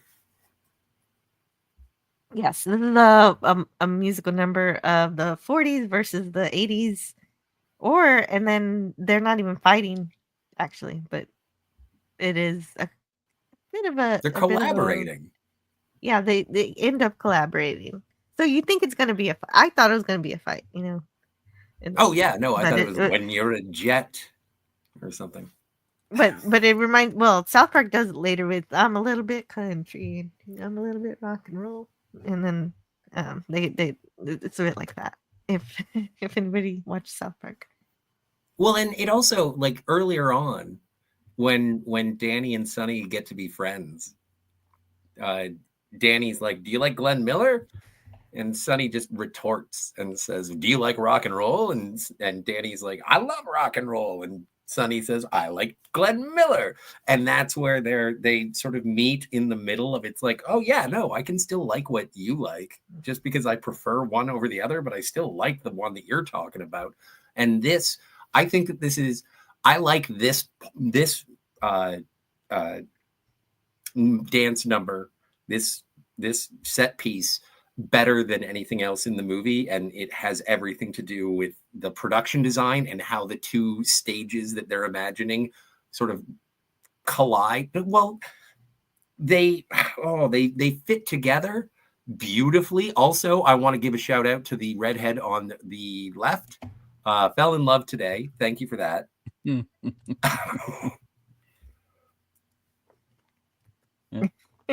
Okay. Oh yeah, no, she reminded me a lot of Lita from Deep Space Nine, and I was like, oh my Oh yeah, stars. Lita's great. Lita's very cool. I like Lita a lot. That's a really great character from Deep Space Nine. I didn't think about her, and she does. If you go to a convention, she does sing. She does sing in the at Cork's Bar, wherever they put the Cork's Bar. She sings there, and she was super sweet, great person. I should have talked to her because she was extremely available to all the fans. I could have spoken to her, and she would have been nice to me if I would have. But you know, Well, if she ever comes to Toronto, I'll get her to sign my box. you could. As long as I don't say that out loud, I learned it the first time. Yeah, just don't say that part.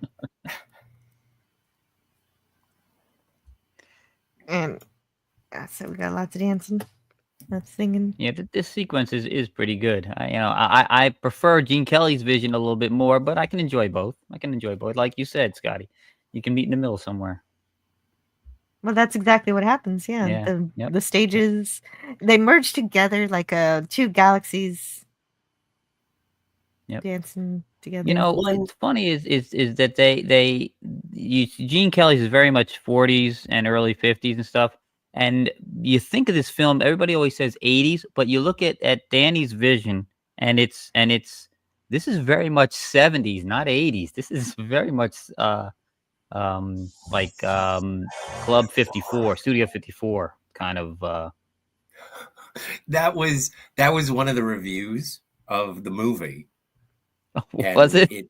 One of the reviews was, if you would like to go and see a musical where the cocaine budget was all on screen, that this is that.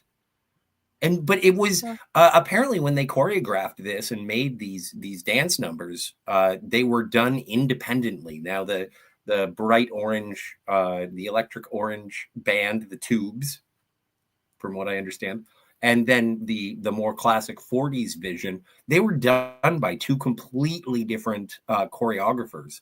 And it wasn't until they all sort of got together, and it was like, holy moly, this actually fits. This works. If we, it's not dueling banjos, because I don't want to bring up Deliverance, but it's almost like a harmony that does come together, and it's incredible. The more things change, the more they stay the same. Like this is great. Oh, and thanks for pointing out that the singers in the orange are the Tubes, because I saw them in the credits and I wasn't quite sure where they factored in.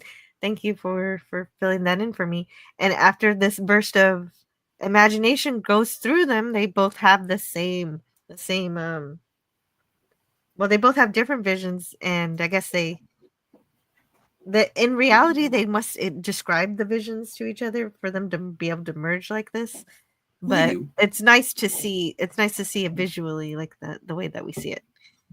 And after that happens, Danny decides to give this a try. He says, I love it. I'll do it. Maybe I'm crazy, but what the hell? I haven't been crazy for over 35 years. I'm going to do it. And kid, I'm giving you half the place. You're going to be my partner. And then he says, I can't do that, Danny. I can't take that. And Danny says, why? I don't know the first thing about... Well, we should have done a reading for this one, shouldn't we? But, oh well. I don't know the first thing about being a partner. And Danny says, well, it's easy. We share the responsibilities, and we argue a lot. It's like being married without the good part. Come on, kid. Is it a deal? And Sonny says, okay, it's a deal. And so they decide to make the club here. And then Danny wonders what to call the club. And that's Captain when Geach's Shrimp Shack. well, that's not what it ends up being called. That's when No, I Kira know. arrives to help with this. It might make some money. I like shrimp. But Kira says she starts reciting some poetry that was talked about earlier. In Xanadu did Kubla Khan a stately pleasure dome decree. And Danny continues, where out the sacred river ran through caverns measureless to man.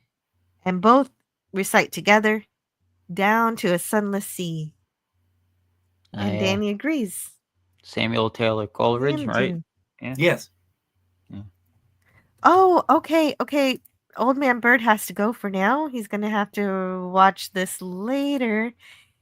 Got a work meeting. We'll be looking forward to hearing your commentary on the replay before Friday Night Frolics. Thank you, Anti-Derivative Jill, Scotty R37, Canadian Spider-Man, Wes Cagle, and all the stars in the chat. Old Man Bird, thank you so much for making this live stream. This live stream is brought to you by Old Man Bird. He's got to go to a work meeting now. So let's make the rest of the stream really great for him to listen to on the replay. Well, and before you go, Old Man Bird, I hope that you enjoy. I hope that you enjoy. I thought I was going to come in and sort of be beige about it, but this actually made me really happy. And so I'm glad that you suggested it, and I'm glad to be a part of it. I'm excited. This is great. Look at that. Old Man Bird, you made Scotty's heart grow. 3 sizes that day. Nice. And just an old romantic given a chance. Just Frank an Walker. old-fashioned love song.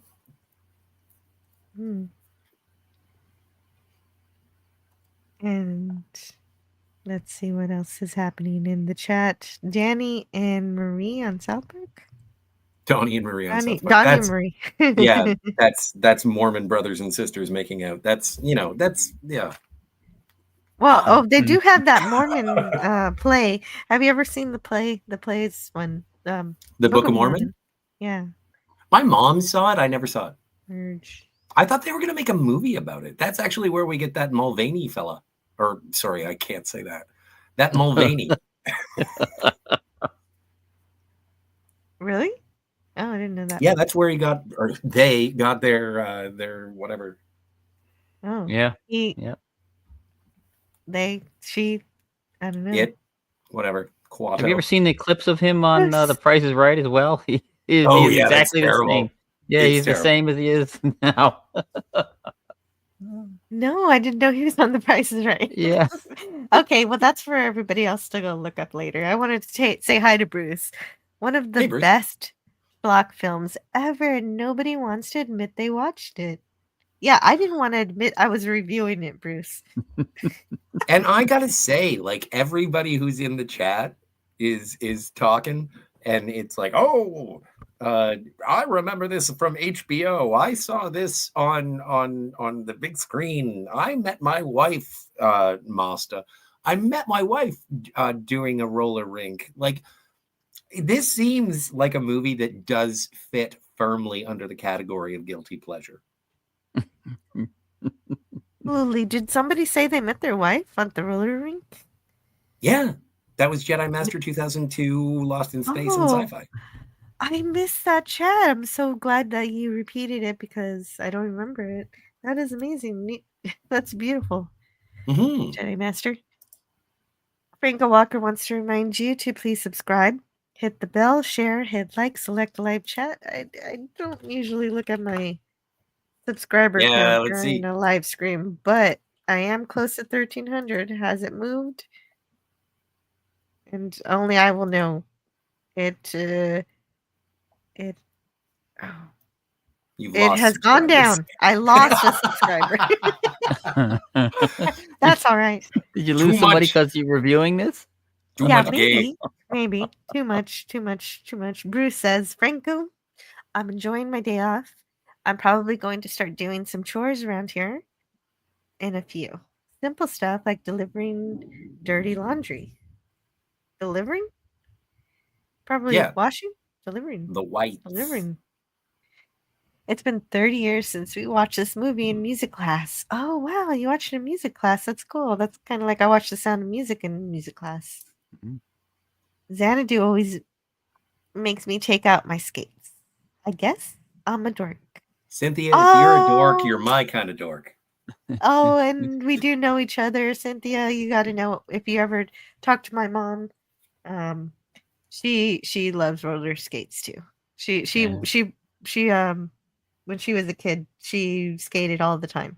So that's something for you guys to talk about if you don't see I each got a other. brand new pair of roller skates. You got a brand new key. There was actually a roller rink within walking distance of my house when I was living up in North Brunswick in New Jersey here. It's torn down now. They got rid of it, but that was a big deal in the late 70s, early 80s. I remember it was a big hangout. So Oh, that's too bad. Kids these days don't want to roller skate yeah. to predetermined songs. Old Man Bird says, "I got a work meeting." Oh yeah, I got to that one. 5 stars. Yes, 5 stars. 5 stars. That's a high rating. It's I think higher than the movie. that's good. Yeah, I don't know. I think he gives this movie 5 stars too. that's cool too. Right. Fridays are on call and just can be as stealth as Monday. Well, yeah, Fridays when oh crap, you got to finish all the things that you didn't finish the rest of the week. I try not to think about Xanadu, says Bruce. I'd rather think about Xanadoom and Harvey Cthulhu's big hug he wants to give all of us. Oh Well, and yes, Bruce, before he stomps on us. I'm not usually a person to talk about Doomcock, but like, and this is the kind of thing, like whether it be the name of the home from Citizen Kane, which was called Xanadu, or if it's this film, like two great reference in terms of Xanadoom. Like, so I may have my differences, but yeah, no, Doomcock knows his classic film, and he does have a heart, and Why he do you also think I has. love him? I don't know. I don't understand. But it's just, but that's the But thing is that the more differences we highlight, the more similarities we can uncover. exactly. Well, Yeah. I think you're starting to understand him more and more as we continue on in our life. I was in a room where they had the VHS player spinning it. I've never heard of a VHS spinning, but yeah, it does spin. It's just that I've never described it that way. I liked ONJ back in the 90s, but I really tried to not watch it. It's an early 80s musical. Yeah, 1980 exactly. I don't wear my clothes in my car on the ride home. Shorts on under, and all the exterior clothes go in the trunk, only to see daylight at the cleaners. Hence the Okay, I delivering of get dirty you. laundry. Okay, Yes. that makes sense now. That makes sense now. Going to the laundromat. Doomcock is a genius. Yeah, he's super super awesome, Well, let's and not not much complain. older than me. Well, I am full of I know. joy and love right now, so I'm very very happy. Doomcock always reminds me a bit of Jag of Humanity. He might just be a giant puppet. Well, yeah, well, he hasn't taken that mask off yet, so all theories are up for grabs. How does he shower? Does he Sonic shower, shower? obviously. Oh, of course, of Sonic course. shower. Hey, Picasso. Oh yeah, they call him Picasso, Michelangelo. They call him by famous, famous names, famous painters. Admiral Jarrock is back. And also, this resonated with me because I have done this. You have done this. You fired yourself. No. I was working at the Big Blue Embrace, and I went in. I had been applying to be a supervisor or something. And I was like, do I really want to spend like the next 5 years of my life working at the Big Blue Embrace? And Oh, that's a good one. I realized I didn't want to, so I sent an email saying I withdraw my application for supervisor. And then I went in the next day and they were like, "What's this about?" And I was like, "You know what? This is the first time I've ever had an opportunity to fire an employer, but you're fired. I don't want to work here." And I give my 2 weeks now. And that's how that played out. I had a blast. I was legendary for approximately a month. And yeah, no, it was absolutely fantastic because I've been fired a bunch, but I've never fired my employer. And so when I saw this again today, I was like, Sonny, you're like me. Except I didn't do it for love. I did it out of spite.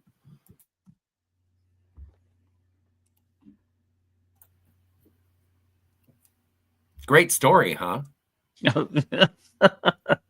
No, I've never But fired I was myself. talking. So, I'm sorry. I was talking, but I was muted. Mood.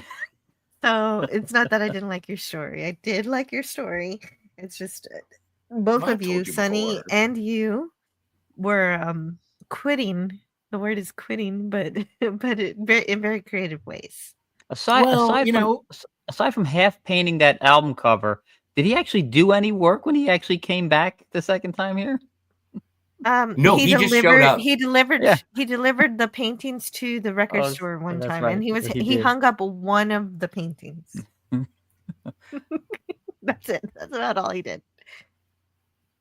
And one of the things I forgot to mention was in the last scene, Danny recognized Kira as his muse, but she convinced him that he doesn't know her. Like, and so, and he just accepts it, and that's it. Like, he doesn't confront her about it. And then Sonny goes to the studio to fire himself. I thought you would like the scene, actually, Scotty, and I'm very glad you had a story behind it. I loved it. I thought it was great. It was like, how about you go F yourself and I'll do whatever I want. Keep Well, yelling. yeah, And if I don't leave fast enough, get angry. I dare you. well, but the thing is that he has a fallback because he's partners with this philanthropist, so he's gonna. Yeah, I guess he has a gonna start benefactor. Sure. benefactor. Benefactor is a better word. Yeah. Yes. And so he invites everybody to opening night at Xanadu. They don't know what the hell that is, but I guess they'll send invites. I like as he leaves, he's like, "You're all invited, and whatever you want, it's on the house." And then he leaves, and he comes back, and he says, "I've always wanted to say that line." And there was something about not only the character but also the performance. I'm like, I wonder if that's what he wanted. He was like, "I've always wanted to say that." Also, these do you think it are was ad lib? no, I don't think it was. I don't think he's that good an actor. I apologize. No offense. No, I think it was again, all no. written down. I told you, Gene Kelly and maybe Olivia is not too bad. Gene Kelly's the only one that really shines. Everybody else is terrible. Well, Olivia's doing okay. She has that innocent, Yeah. virginal, aspirational quality to her. I don't know if they were intentionally supposed to deliver the lines. I mean, the lines are bad enough, but most of them deliver them really bad. I mean, It's you almost talk about wooden dialogue from George Lucas. This is some really wooden dialogue, man. It's bad. but it's I think Agreed. you're yeah, it is high school play performance. Yes, yes. Oh, hold on just a moment. Before we get into the next scene, which I really love, I've got to catch up with the chat because we've been gifted 5 anti-derivative Jill memberships, which is absolutely tremendous. Thank you so much, Bruce Lombardo of Dick's Division, who has an incredible channel himself. If you love tabletop gaming, the classic gaming before we had video games, the grandfather video games, you check out Bruce Lombardo's channel. And he also talks about movies with Janet from Another Planet. Thank you, Bruce. Let's see who got a free membership. First, we have the Dead Man who became a member, Ben Frail. Words and Pictures, incredible. I hope Words and Pictures sees this and shows up. Words and Pictures is awesome. Anonymous, also love Anonymous. Wow, great people got And Maddie's daddy too. I couldn't have picked better people to have gotten free It was memberships. on That's random. great. It is on random. That's a good randomizer. Thank you. Mm. Thanks, Bruce Lombardo of Dick's Division, for the gifted memberships in support of the channel. I couldn't have said it better. I wish I could fire my employer, says Booger414. Yeah, imagine if you can do that, but not lose your job.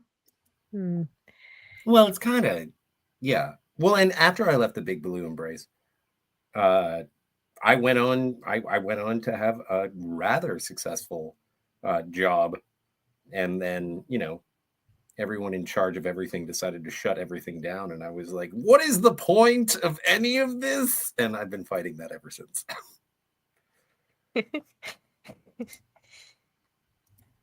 If you can do whatever you want, I will do whatever I want. And people have told me it is folly, and I've just That's been true. It sitting is here. folly. Yeah, well, Yeah, whatever. you I should don't listen care. to You're them. not They're my real correct. mom. Well, no, but we are trying to help. Yeah, I understand. I understand, Jiminy Cricket. Get off my lawn. Okay. Bruce Lombardo says that was my last job to West Cagle. I hated it and took my reduction in pay just to leave that BS headquarters. So much less stress, and it's going to be rough at times, but I only work with one person. Oh, did that happen recently? The VHS player at WLHS was this noisy 10-year RCA VHS player. Was one more viewing of Willy Wonka away from coming apart, like an R4D4 robot in tattooing in front of Jawas. I thought I was going to say R2. It's got a bad R4D4. motivator. Oh my god! It does have a bad motivator. Was it a top loader? Was it a top loading VHS? Because that's rad.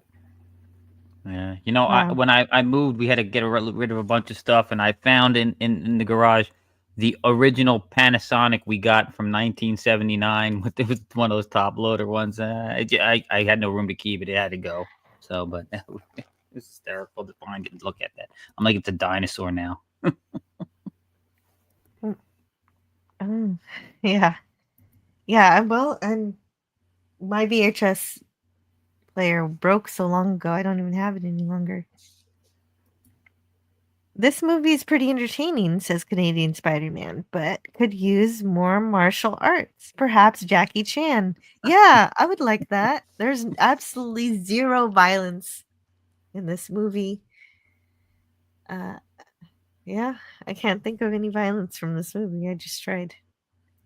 Well, and Canadian Spider-Man, as you mentioned earlier on in the chat, you haven't seen this. So may I interest you in an animated segment? Oh, yes, the animated sequence is coming up right now. This is the best part of the movie. This is my favorite part of the movie. Sure. And so Sonny tries to get to know more about Kira, where she lives, where she was born, but she claims there's nothing to know and that she just lives with her sisters and won't even reveal her last name. And she I says love no questions. Oh, yes. I love when it's like, so where do you live? And she's like, in an apartment. And it's like, so where's the apartment? And she looks sort of on the second floor. Yes. I love Oh. everything about the dismissive nature of it. Oh, and Bruce Lombardo, thank you so much for more support here from Bruce Lombardo of Dick's Division, a super chat for $2. He says, this is the most peaceful Michael Beck ever acts. Yeah. Canada is back. Had to change. Okay. Don't go changing. Try and please me. Every other Michael Beck film might as well be canon film. They're good schlock, though. Oh, had to charge. Oh, had to charge phone, not change. That makes more sense. I get Michael Beck. I get him mixed up with James Remar sometimes. Okay, so Bruce, you've donated so many memberships and a super chat. We are going to get more of the movie. So after we describe this scene, I'm going to play a little bit of it if I can. I'm going to give that a try. But first, before that, He's upset about not getting to know more about her.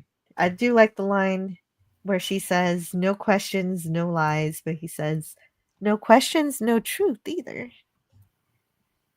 And I then am they a turn into a god from cartoon. beyond the grave. Well, yeah, she does admit that eventually, but we still have to wait a bit for that part. And then they kiss, and then they turn into cartoons, and we get the next musical number. The cartoon Sunny and Kira spring forth out of a rose. Yes, the opening of a rose. The Mhm. metaphor is obvious. Well, and Scotty believes this is the intercourse scene of the movie, This is and the you know sex what? scene of the movie. I think Greek letters Larson probably agrees. I would bet with Scotty R37. Like, I think that this is romantic in the dancing around, and then all of a sudden they change into animals, they get wet, and then they reach the highest heights. And there is a crescendo of a rose I do. closing in almost a convulsive, orgasmic nature. Yes, I love the sparks. The sparks are flying. I guess that's the message being portrayed here and everything. Yeah. And like you said, they're going to become. I guess I enjoyed that so much. I got a lot of slides of this is naturally because it's my favorite part. First week kind of gives me feelings of Fantasia also. Yeah. Mhm. Well, and I do. Okay, so if you'll allow me, this was directed, produced by, or directed by Don Bluth, who at the Yes. time was 2 months, 3 months into making The Secret of Nim. And the character designs are sort of reminiscent of not only I think that there were references, or at least it went on to inspire certain aspects of oh my stars, Little Mermaid, but also the humanoid versions of Sunny and Kira are kind of like Dragon Slayer and Space Ace, obviously both Don Bluth productions. But it was commissioned by Joel Silver, and this is one of Joel Silver, mega producer. If you want to learn more about Joel Silver, go check out Cinema Gulp's Battle of the Mega Producers, where we talk about uh, Joel Silver at length. But yeah, and this shows up, and they were looking. They had a song that they needed to incorporate into the film, or they wanted to incorporate into the film, and they were like, we have nothing. We cannot get any of this dancing. We don't know how to do it. The narrative of the movie does not allow for another dance scene, but we want it. So can you animate it? And Don Bluth was like, okay, I don't think this works. And Joel Silver was like, here's money. And Don Bluth was like, oh, well, I do like money. Yeah, Like, yeah, it's this will a work. very positive animation scene, but the song is talking about "Don't leave me." Yeah. Well, and also, the thing is that if you want someone to stay, physical prowess. Like, if you're Yeah, romantically involved, this is what I would consider to be the last intimacy before they part ways. it. Oh, Consummation and last. Jedi Master has come back. He got stuck in traffic, and now he's back. That's good. He got trapped in Space Coast traffic. Whoa, that sounds scary. Hope the new phone lasts, says Wes Cagle. Don't want to lose you again. Yeah, hopefully it's good. And Franco agrees with you. Scotty is right.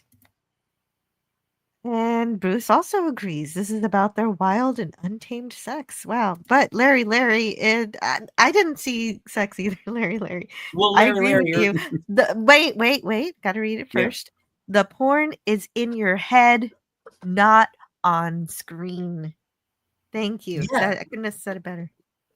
Well, and it is a matter of sort of retrospective looking back on it in hindsight, and identifying things that we've learned from movies since 1980 to today, and you can infer this is an innocent animated sequence that only my dirty mind is being like, oh, they fucking. And so, like, this is absolutely, this is not intended by the film at all. I think that this is just probably supposed to infer their innocence and love as coming together, and not in that way. That's but how I like see it. hearts to hearts. But because there is no consummation within the film, the only thing that I really gather from it is because I'm a perv and I'm like, there must be some sort of consummation film or scene within the film. And what I get from it is the opening of the rose when they emerge, and then the closing of the rose when they've sort of established their emotional relationship. And so, yeah, no, I'm being weird. We already know I'm a furry. And so, You're like, not a this, furry. I know I'm not a furry, but it's funny. And Okay. so, but only when it was funny. And this is that moment. And when Gorilla, I do Gotta let appreciate me go on and on about this. when people say it's like, oh, I didn't know, I thought this was a soft core, I thought this was an adult movie from the, and it's like, no, this is actually one of the most pure It is. It's a romances. wholesome. It's such a wholesome movie, Scotty. What are you doing? But What I'm Bruce saying Pardo is agrees the with cartoon you. characters are fucking, is what I'm saying. Yes, Anyway, sorry I about the know swear. that. It's Filthy But Friday. okay. That's absolutely the best type of porn, says Bruce. The kind that is just in your head. So Bruce is on your side there, yeah. and there he's like, oh, okay. Imagination. I had forgotten the sequence, says Classic Comics. And Jedi Master, Scotty, I can can you read read this. Jedi Masters? Bow, chicka, wow, wow. Yeah, that's one of your favorite things to say. I love The it. sex is in the symbolism of the animation, so Franco does Yes, agree sir. with you. And the lunatics are on the grass. They should touch the grass. You got to keep the loonies off the grass. Scotty denounced KK. Only then you will be free from the dark side of the shorts. Well, no, I want to have an animated sequence with Kathy. Oh, great. Ooh, Okay, let's. yeah. Goodness. I just made you throw up in your mouth a bit. That's success. Herc 130, hello. I want to Hey, stop Herc. talking about what Scotty's talking about and talk to you. Hey, stop playing the dirty pictures. Michael Beck also read 5 or so John Grisham books on audio format. Did like 42 CDs of Bill Clinton on his memoirs. Wow. I didn't know that. Thank you for the trivia, Bruce. You take the blade, you make the change, you rearrange me till I'm sane. Whoa. I wanna That's Pink F Floyd you song. like an animal. Oh, that's I That's wanna Brain Damage. feel you from the inside. I did not recognize that. I know that Yeah. song. Yes, I made that's an Pink Floyd inconvenient song. name. Love that song. All right. I don't like Pink Floyd. Hmm. I know. I'm sorry. Well, you changed it, so you changed it to fit what you wanted. Yeah. They are fish in the water everywhere, and everything is the consummation scene. So Booker agrees with you too. There's a Yeah, you can Booker. think of it either way. They're all wet. What?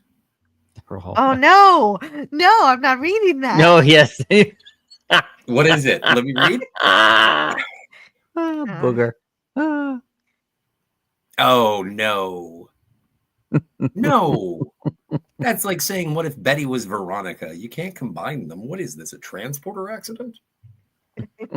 Oh no.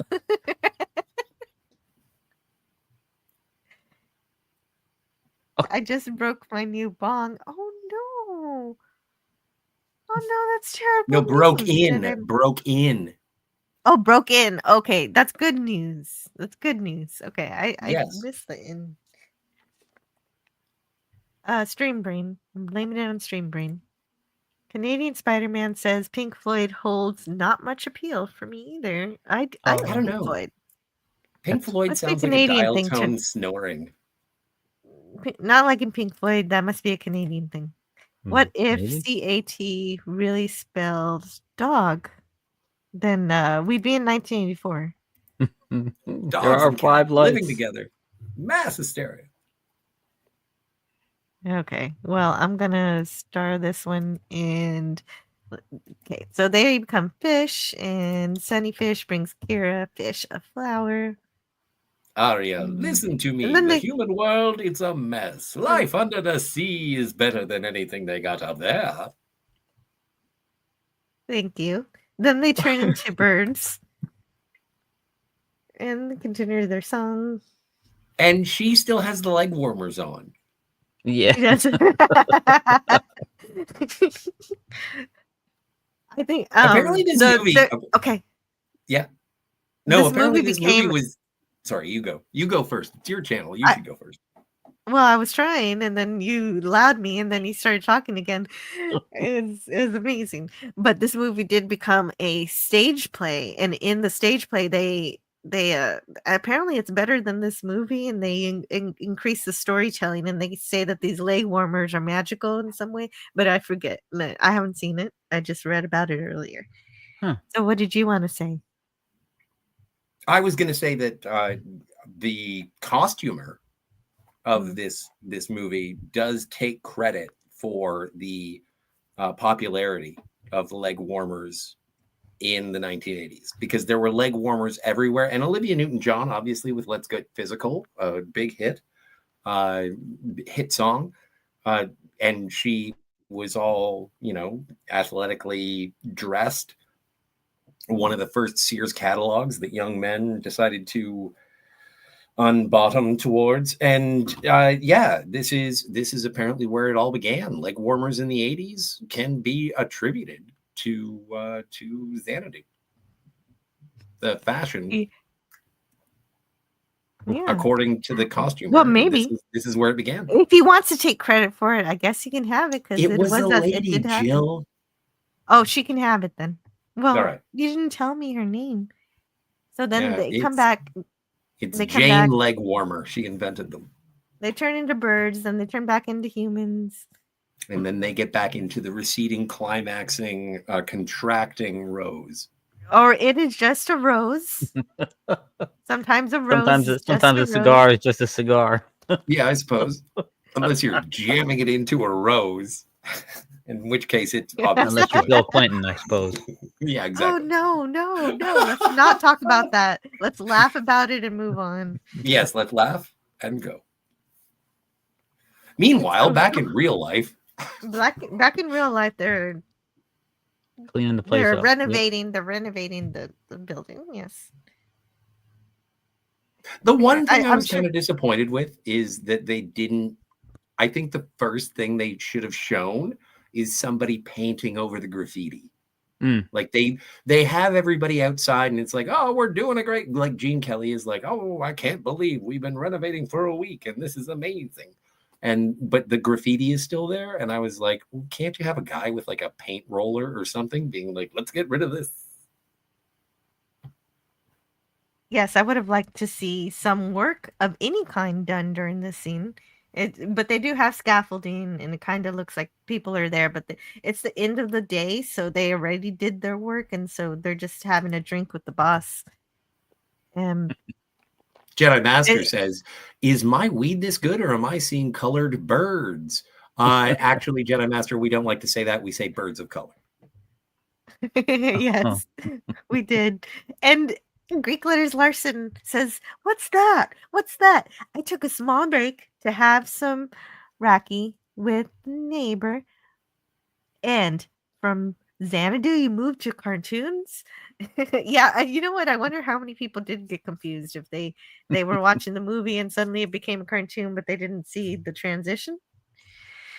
And they had the same reaction that Greek Letters is having right now. I think No, it's part of the it's movie. whimsical. I think it adds to the fantasy of it, and I think it does provide the emotion. Aside from my misinterpretation of It's Bow Chicka absolutely Wow the Wow. best. It's absolutely the best part of the movie. I think it's really clever, really creative, really beautiful, and we were talking about people whose careers have lifted off because of this movie and fallen. And this is one where it's lifted off. Dan Bluth, this is his first fully produced post Disney work. And also he did, in addition to Secret of Nim, he also did An American Tale and The Land Before Time. So this is the introduction of Blue for my channel, because one day I'm absolutely going to cover The Land Before Time. That is a lovely movie for me. The worst part about The Land Before Time is that one of the pterodactyls wears a wristwatch. And it's like, but I thought it was before time.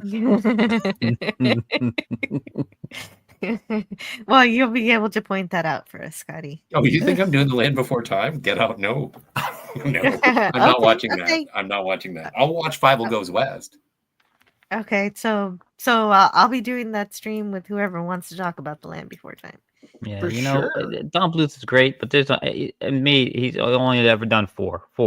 Secret of Nim, Land Before Time, American Tale, and All Dogs Go to Heaven. The other ones are not as good as those four.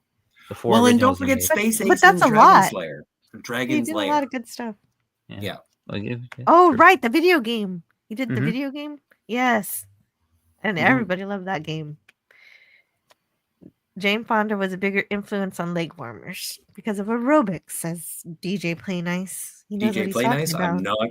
I'm not going to say you're wrong, but I am a big fan of Barbarella, and I preferred it when Jane Fonda was wearing nothing at all. Well, hers were commie leg warmers, so we don't talk about Oh, that's those. true. I forgot. Yeah. No, that's Yeah. speaking of my dad. Yeah. No, my dad hates Jane Fonda, and I'm like, oh, she was Yeah. cute in Barbarella. I like her. And my dad's like, Saigon or whatever, Hanoi Jane. Hanoi Jane, Whatever. yeah. And it's like, oh no, we're not allowed. And Jedi Master had an uber crush on Olivia Newton-John and Jacqueline Smith and Margaret when he was a young lad. That's one hell of a Hefner party. If you're not supposed to see a rose like that, why do they have rose hips? See? Oh, you have all the support in the chat from Franco Walker and from Booger414. They're on your side, Scotty. Just saying. Rainbow birds. Okay, Scotty. And Bruce Lombardo says Sophia Loren is closing in on her 90s, and a lot of Gen X men are going to redefine what is an acceptable age to have sex as those years come on. Okay. Kids Incorporated brings back memories. Somebody must have mentioned that. Might have been before time, but was it before Time X? Yes. I totally botched your joke, Booger. Sorry. And Jedi wants to do Spaceballs. Definitely. We'll do that someday. I got to actually do Star Wars first, so. And better than Dragon's Lair is the retro futuristic Space Age. Space Ace. Yeah, I'm Space a bigger Ace. fan of Space Ace. Yeah. Space Well, Ace. and that's also because Sorry the about lady that you have to rescue is a brunette, and I've always been more attracted to brunettes. Mm-hmm. Franco Walker Brunettes says, brunettes are my wheelhouse. Redheads are unattainable, and blondes, yeah, that's fine. Well, they're like what you like. It's a human being talking to you. Franco Walker says, I've got The Land Before Time on 8mm film. Wow. Heavens. That's amazing. Data agrees with you. Barbarella was sexy as hell. And that did not sound right. We should review Spaceballs. I understood what you meant. We should go from suck gotcha. to blow. No. A It's from rose by any Spaceballs. other name. It's I know from it was. I know Okay. it was. Just wasn't funny. I get it. A rose by any other name would smell as sweet. Yes. Very good. And hey, Lord Thoth is here. Hello. He just got here, and they're renovating the building. Drinking because they're finished with their work for the day. Just pounding on some Chateau Picard. Yes, fine. You won't even accept. Come on. Well, I accept it because it's in family. I accept it because of family. And it is Dom Perignon. You can clearly see the bottle. I'm pretty sure Gene got a cut. Yeah, so it's the end of the day, so they're celebrating. He's like, well, we're going to celebrate every week. Fortunately, this is the only week we see of the. Well, actually, I wouldn't have minded seeing more of the renovation, but I guess we're just supposed to imagine it was magic that did it. More magic is happening. And Danny wants to be the first one to dance with Kira on opening night. And Kira says, if we're going to dance, you're going to need some new clothes. You're going to need some glitz, some pizzazz. And so they go on a shopping montage with live mannequins dancing around to get some clothes for Danny. Because Danny needs to dress. She needs to dress up. He needs to. This is the good. most 80s scene of the movie. A montage. Well, and see, then it's a pioneer for the 80s montage. Yeah. And so then we get this song by the Electric Light Company. And so actually, this is not the first time, apparently, that people have seen Gene Kelly on roller skates. He was apparently also on roller skates in 1955's It's Always Fair Weather. So the song that we hear is All Over the World. And so then we get to see Gene Kelly in lots of different outfits. Oops. Here we go. It's Bram Stoker's ELO. Dracula. Yeah. Yeah. ELO. Electric Light Orchestra. Yeah, you said Electric Light Symphony accidentally.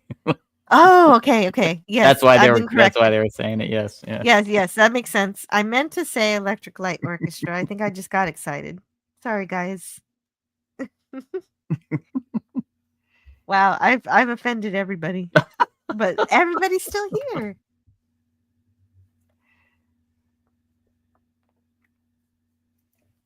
Anyhow,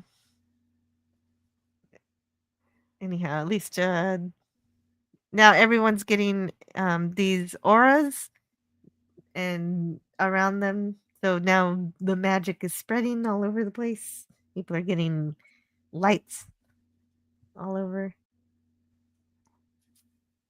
the world. So they're going to have everybody got the word. There's just these lyrics. Yep. Oh, I don't know. I don't have a whole lot to say about this scene. Yeah, it's just a whole lot of dancing here. It's an all right scene, but it's just a montage. It's an 80s montage. Crawling under people's legs. Okay, that's fine. There it is. There's all the orders, and I suppose some of the muses must be here. Jill does a Jill, says Larry. Well, okay, at least I got you guys here to put me on the right track.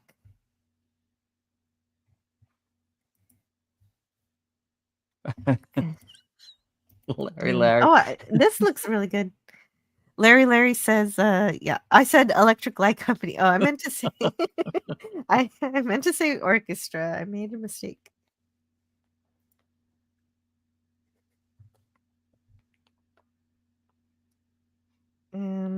The point is, I said the wrong thing.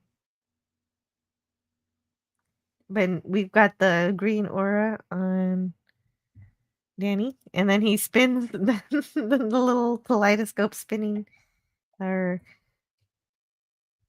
everybody's got Elton John glasses now.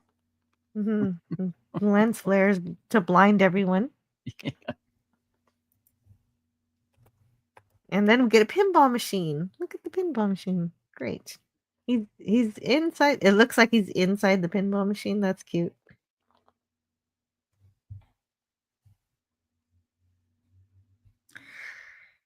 and they're all having a good time.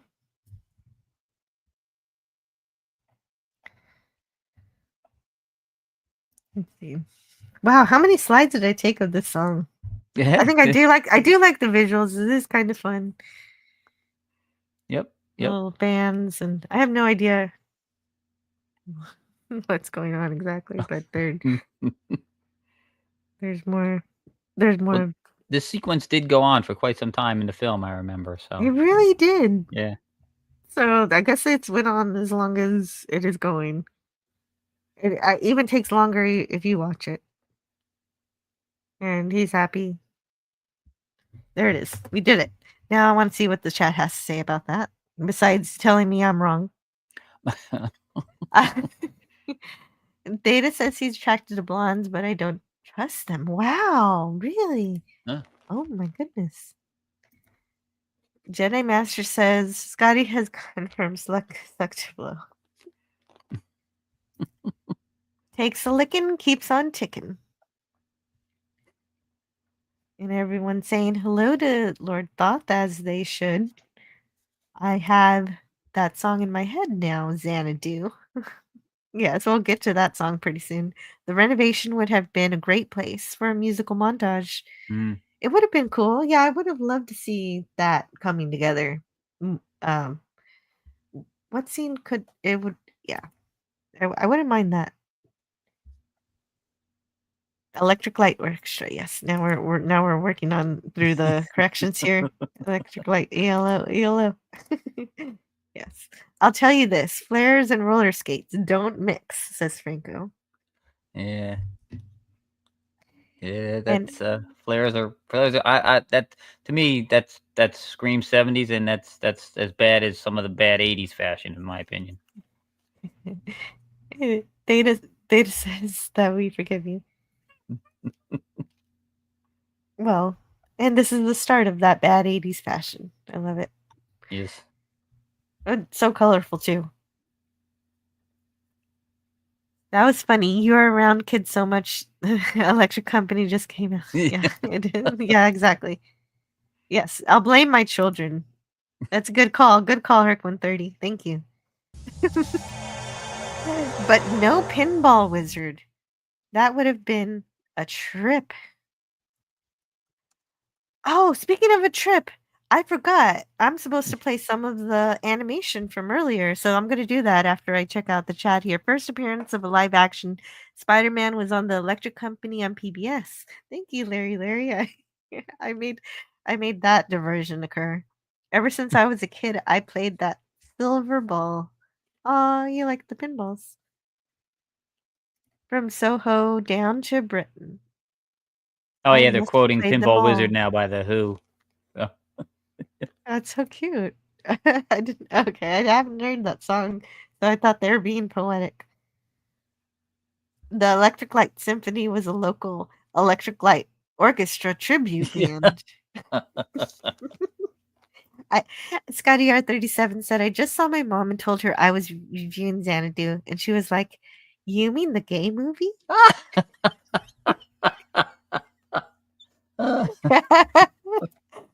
Wow.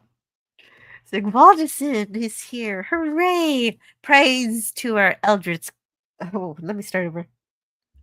Praise to our eldritch god who will free us from Disney Marvel and their asinine plan to potentially spend up to $800 million on cast alone. All we have to do is push a button.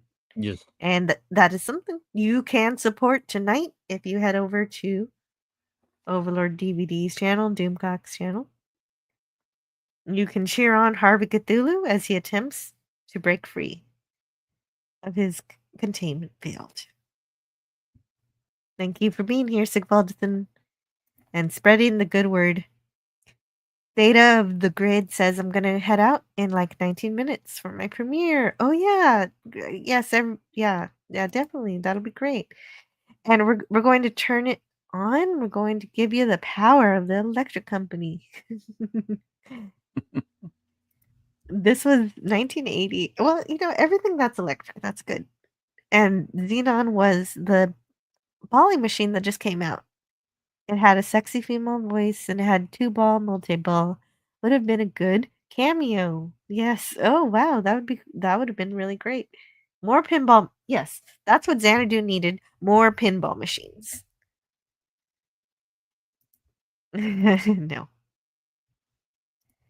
If you all get a chance to watch the Tron video, please give me your feedback. Yeah, definitely after the stream, go check out State of the Grid or during the stream, whichever you like to do. I am not your real mom, as Scotty likes to say.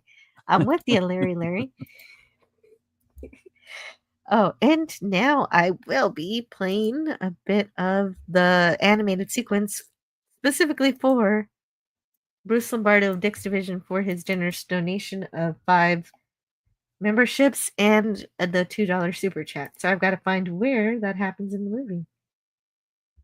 Okay, it's after this. It's after that, right? Right, loaded. Yeah, just shortly after this, I Right think. here. Yeah. Yeah, right here. Okay. Be the way you were before when you don't want me. Yeah, that's some good animation. It's beautiful, yes.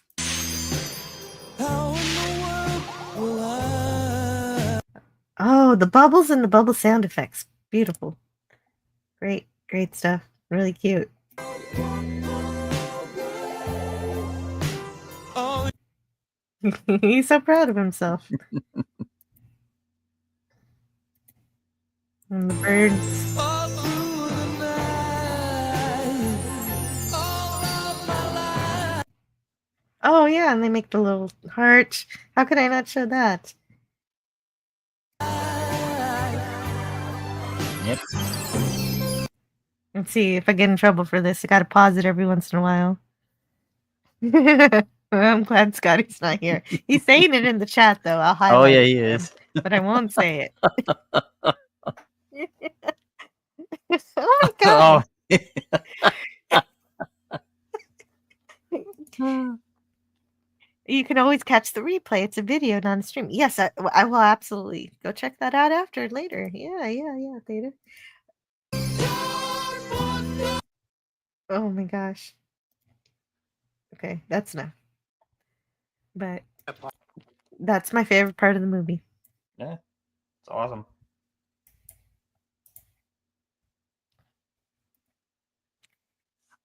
And now we're back in front of the old building, and we see it transform into Xanadu.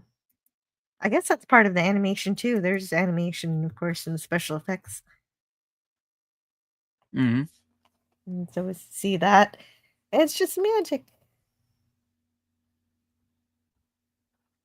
Always odd when a wrench is dirty. Thank you. Oh yeah.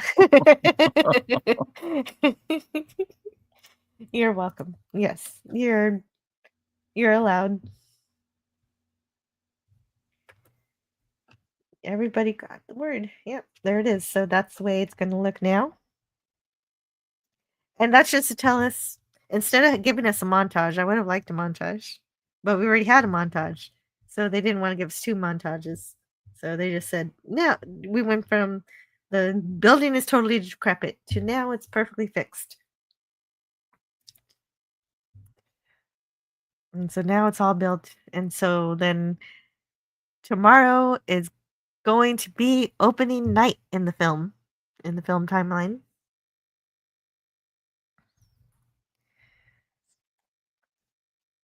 And a fire eventually does take out this building, unfortunately, but we talked about that already. Sunny's friend wonders what would happen if he got that album to paint. So he was like, "Hey, how come that isn't me?" So they're getting ready for opening night. I Mhm, love stuff. like all of my machinations towards talking about how filthy the animated sequence is, but I do love that every time you see Sunny and Kira after that, they're always slow dancing. They're just embracing and slow dancing, even when there's like raucous music. They're just like To quote the philosopher Hootie and the Blowfish, I only want to be with you. There you go. Yes, and this is where they actually proclaim that I love you. Both of them do. But then Kira says, "Oh no, if this is true, now I've got to tell you something." And she has to have that talk with him, and she finally reveals that she is a muse and that she wasn't really supposed to fall in love. All I was sent here to do was to make Xanadu happen, and that she didn't want to hurt Sunny. He doesn't believe it.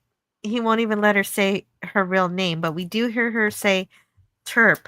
So I looked up the names of the muses and I found Cleo, Euterp, Thalia, Melpomene, and Terpsichore. Terpsichore is the muse that she must be. Mm. So Kira's real name is Terpsichore, and that makes sense because that was the muse of dance and chorus. Hmm. So Gorgeous. yeah, much better than when she just says Terps. So I had to figure that part out. Well, and I I love how the definition references Yes. Sunny, right? That's great. Oh yeah.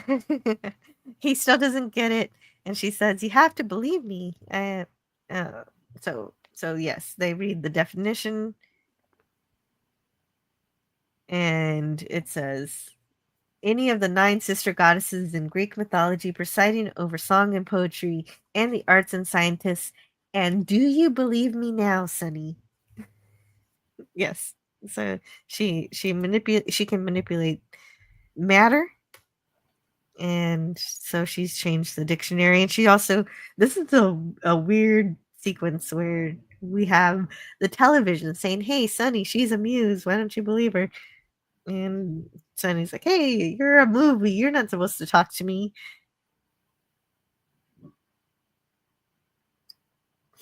So that happens also. So I guess that should be enough magic for Sunny to understand how much magic do you have to beat into this person's head before he realizes she's a goddess or the world's greatest magician. Also, once again, Olivia Newton-John dressed up in sort of classic attire. Yes, in the TV. Yeah. Mhm. She says, "We've been painted by Michelangelo. Shakespeare's written sonnets about us. Beethoven's played music for us. We're not supposed to feel emotion or show any feelings. Muses are just supposed to inspire. I fell in love. It was a mistake. I broke the rules." And so he's getting upset now. Now that he believes it. And he's like, "What do we do now?" And she says, "I don't know. I'm sorry. It just never should have happened." And she says, "I'll love you forever. I will. I'll love you forever." And she disappears. Now I have to sneeze. I need a moment. Gesundheit, obviously. Well, and that's something simply through the hindsight of other films. But whenever anybody says muse, I'm just thinking of the lady from Dogma. I know that I'm. Oh, why? Come on, she was in Desperado. You know, she played Frida. She's been in a bunch of movies. And so I'm just thinking it's like, oh, the muse. And she says, oh, in Dogma, she's like, oh, I'm going to go down to Earth and I'm going to be, why am I always giving away all my ideas? Why can't I go to Earth and do what I want? And then writer's block. I always thought that was Salma Hayek. Yeah, Selma Hayek. Yeah. Yeah, I liked that sort of thing where there is an understanding in terms of being a muse. You give it away. You don't get to keep any of it for yourself. And even, well, and we'll get there as we get there. Yes. He tries to call her back, but she's got to go. Her job is finished. She has to leave. And Danny finds Sunny on the beach in his new outfit, and he's very disappointed that Sunny doesn't want to go to opening night because it's not going to be as much fun without you. So, but Sunny says there's no Xanadu without Kira. So Danny says, go find her. It was that simple after all. All he has to do is go find her. What a good idea. Yeah. Well, and the best part about it is when Danny says, it's up to you. Longing and hoping and wishing, it's not going to do nothing. It's up to you. You got to make it happen. Mhm. Yeah, well, she's part of the dream for him, and it doesn't work without her, apparently. So we get another song sequence down while Sunny is rollerblading. There are no bicycles allowed, but apparently You noticed that roller too. skates are allowed. Yeah. Yes. I thought that was funny. I was like, oh, wow, Los Angeles was very angry at bicycles. How the times have changed. They have. They have. Well, and there's an absurd amount of signs that say no bicycles. Like, I guess people don't listen, so they were like, more signs. We need more signs. This will stop them. And then finally, he finds a mural of the muses, and he makes a run for the wall like he's Harry Potter, running through platform 9 3/4. And luckily it works and he doesn't get a massive concussion. Yeah, no Wile E. Coyote situation going on here. I didn't think of that. Yes, luckily he's the roadrunner. Yes. Yeah, and then the song here was The Fall. It's not that good. But Okay. running through the wall is good. That's fun. And he ends up in a pitch black area, and then lights start to appear, and so does Kira. And this scene is kind of fun too. The last 30 minutes really of this movie is where it finally becomes more fantasy. Kira didn't expect Sunny to be able to find her here. She's totally surprised, but you have to leave before it's too late, and I don't know what that means. No one And knows before the, I guess, supreme being shows up. Oh yeah, okay. And I guess maybe she thinks that he's gonna spite I guess that's true. Zeus does smite people, like he'll turn people into trees and stuff. So I guess it does make sense to be worried about him. Sorry about that.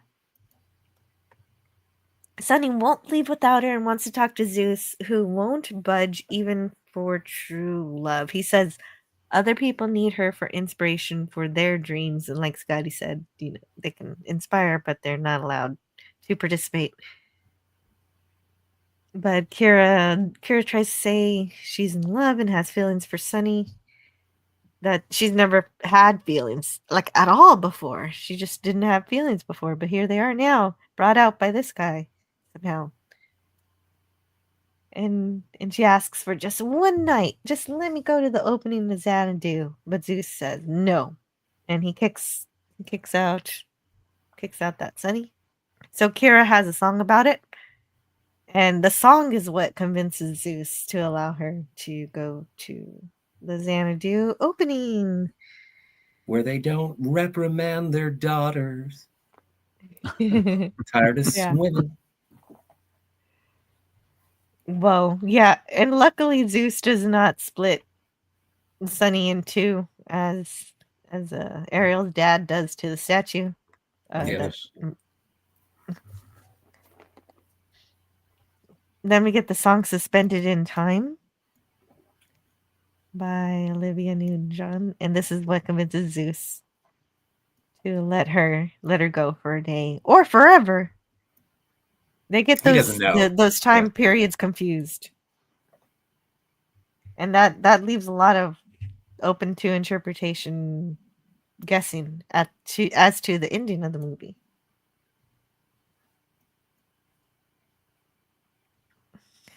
And so Oh, is DJ Play Nice leaving? All right. is DJ Play Nice leaving? All y'all be safe, have fun, take care of your crew, and rock. Rock. Rock. I gotta roll out. Thanks for hosting. Like Old Man Bird, thanks for requesting. And thanks for the vigorous conversation. Y'all rock. Oh, thank you. I'm glad it was vigorous. That was exactly what I was going for. Zeus smote everyone. He wasn't happy. He wasn't a happy bunny or swan. Yes, Franco Walker. That's true. That's very, very true. And here's the opening night at Xanadu. Yeah, this is my favorite sequence of the whole movie. This is my favorite part. Yeah, me too, because it's the end. My favorite part of the movie is the end. Great. The- And then it's over. No, but I'm glad. Like I don't hate this movie, but I was like, oh, is this musical number still going on? And it is. Well, and one of the instru- things everyone's instructed to skate as the drum beats. Yep. Yes, And and in they're the- juggling of bowling pins. as you do. Sorry. But this is one of the things when Gene Kelly saw the movie, he was very disappointed that a lot of his roller skating scenes were shot from like mid torso up. And he's like, why didn't you show my feet? I was doing all of my own roller skating and you never showed it. And that was he enjoyed, from what I understand, he enjoyed his experience, but he just thought that some of the direction was, and I've heard this before in other movies where dance is involved, where they say, why don't you show the feet? And it's like, well, we get the emotion from the waist up, so we don't necessarily have to see the footwork. But with a professional dancer, with a prolific dancer like Gene Kelly, I can understand why he would say, yeah, the magic's in the feet. True. Or the hips. That makes sense. That makes sense. I didn't think about that. That he didn't. That's a good point and very sound complaint. You get to see these guys' feet. Now Yes. that's a Bowling band. shoes. That's not the Tubes, but that's a different band or a different act. The guys in the zoot suits. That's a different. Like these are all, again, they thought this was going to be a hit. They made did. this and they were like, and it was supposed to be released in 700 theaters and it ended up being in 249.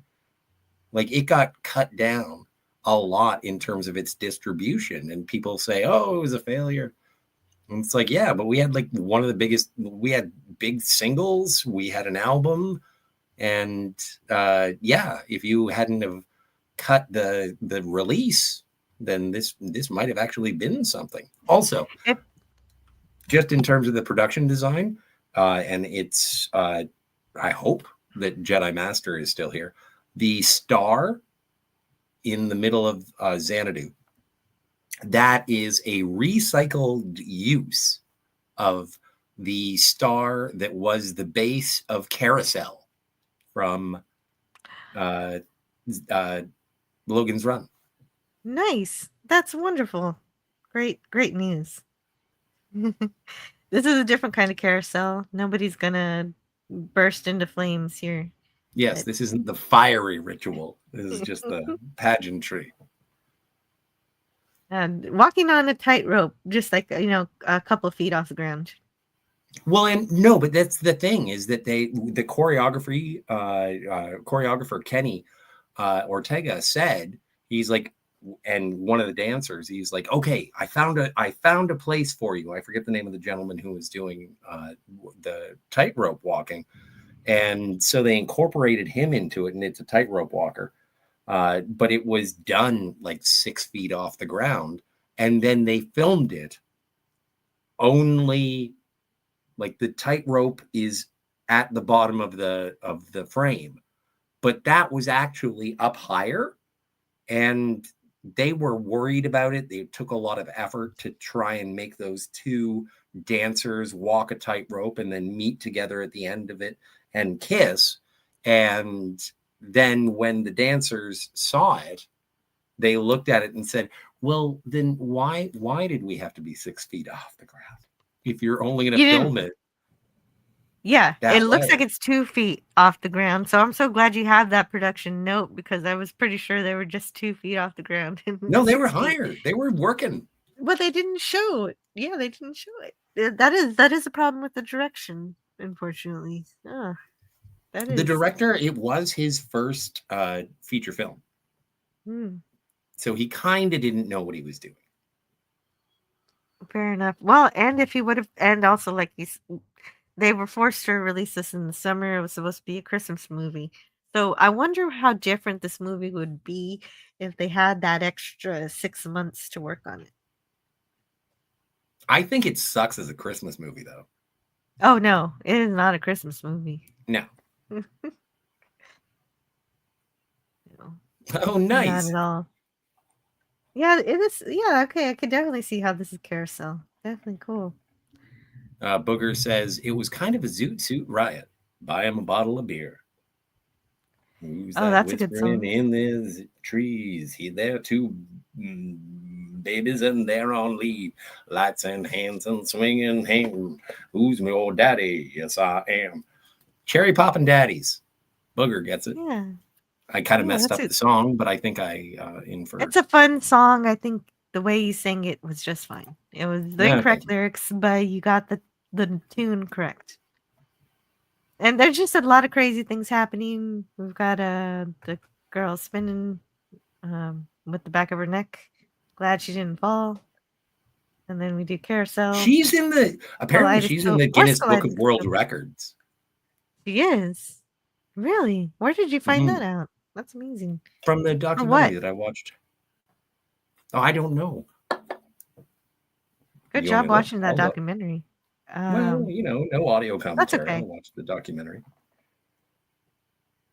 All right. Well, if you can't, that's okay.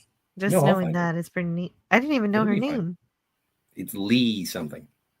Anyway, people are still just dancing anyway. I thought Xanadu was going to be the last song, but then they started doing some country music. Full country. For some reason. I guess it was probably Olivia Newton-John was like, I want a country song. And then they did it. I have no idea why this is here. I think it's because they were sort of, again, trying to make this movie somewhat timeless, make it of its time, but also make it so that people of any era would be able to enjoy it.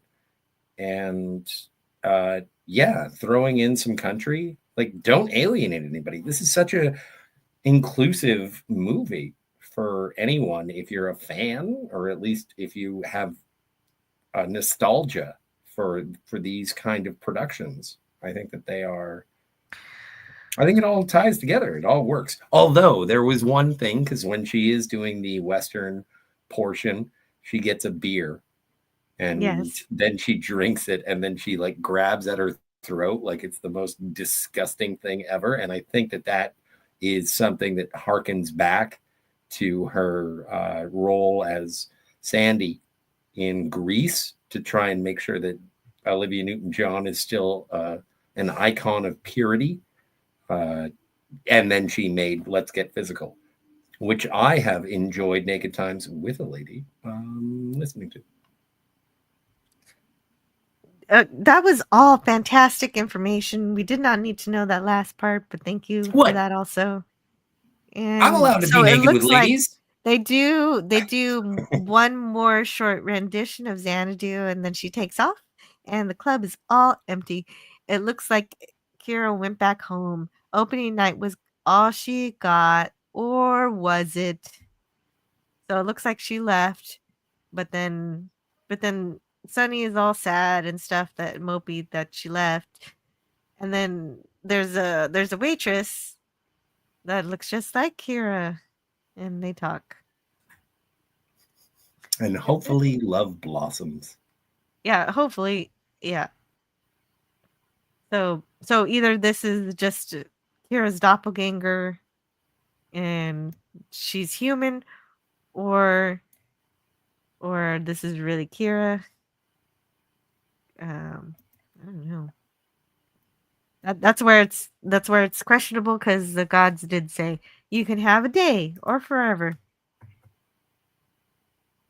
So it's up to Yeah, but you. there's something about at the end when it's like, oh, Mhm. miss, can you get a drink from my friend here? And then she comes over and she drops it off, and he looks up and sees Kira, or who he thinks is Kira. But he doesn't say Kira.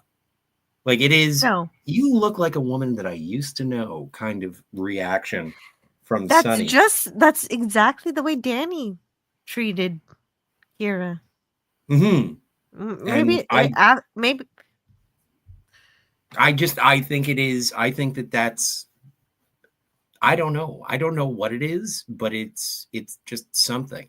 It's something that is, it adds a little bit of hope. It heals the heartache a little bit of Kira going away. And it's like, I don't know what's going to happen between these two kids.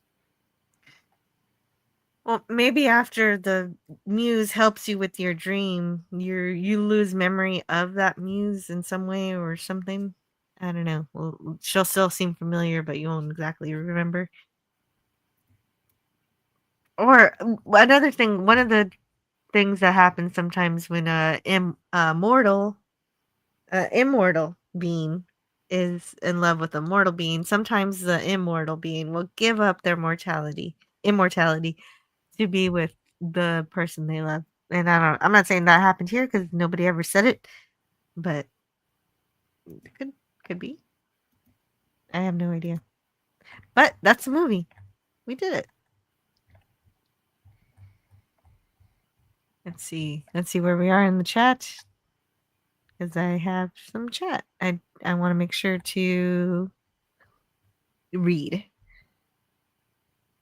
And always weird when the wrench is dirty. I think I remember that one. Okay. One montage is one too many, says Larry.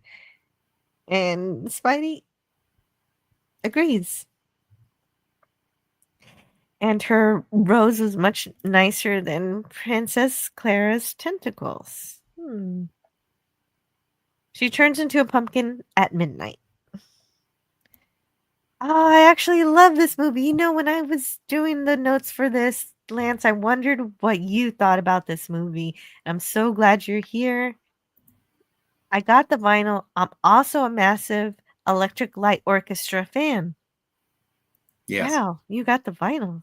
It's amazing. Yeah, and here's all the songs here. I'm Alive, Magic, Whenever You're Away. Suddenly If you're dancing blue all over the world. The and you Fall, don't know where Suspended to in go Time. to. Don't Walk Away. And Xanadu, of course. All right. I give it a 6 out And of 10. a 6 out of 10. That's very generous. I didn't consider a rating. I didn't decide to score this movie. But thank you for sharing your score, Scotty. I And think that's it's a I vinyl. think it's whimsical, and I think that it is Mhm. worth, if you haven't seen it, I would recommend seeing it. Again, it's 90 minutes and out. I think that it is silly, but sometimes you need some silly. And it's Yeah. romantic, it's pleasant, it'll make your insides feel fuzzy and It's not. fun. Mhm. It's a fun movie. Yeah, Yeah, it is fun. Yeah, it's Yeah, fun. I in this maybe about a 5. age of cynical, when you want to say, I don't like things because that makes me smarter, this is one of those movies that it's like, you know what, I don't care if I'm dumb for liking it. And that's how I felt about it. And I was surprised because I was expecting to go into this, I was expecting to watch this movie and be like, meh. And I watched it and I was like, oh wow, this is actually, I'm happy that everyone is sort of hopeful and happy, and they've got their own stuff going on, and everyone's good looking, and the music is great, and Yes. like it's nice, Mhm. and that's not a pejorative.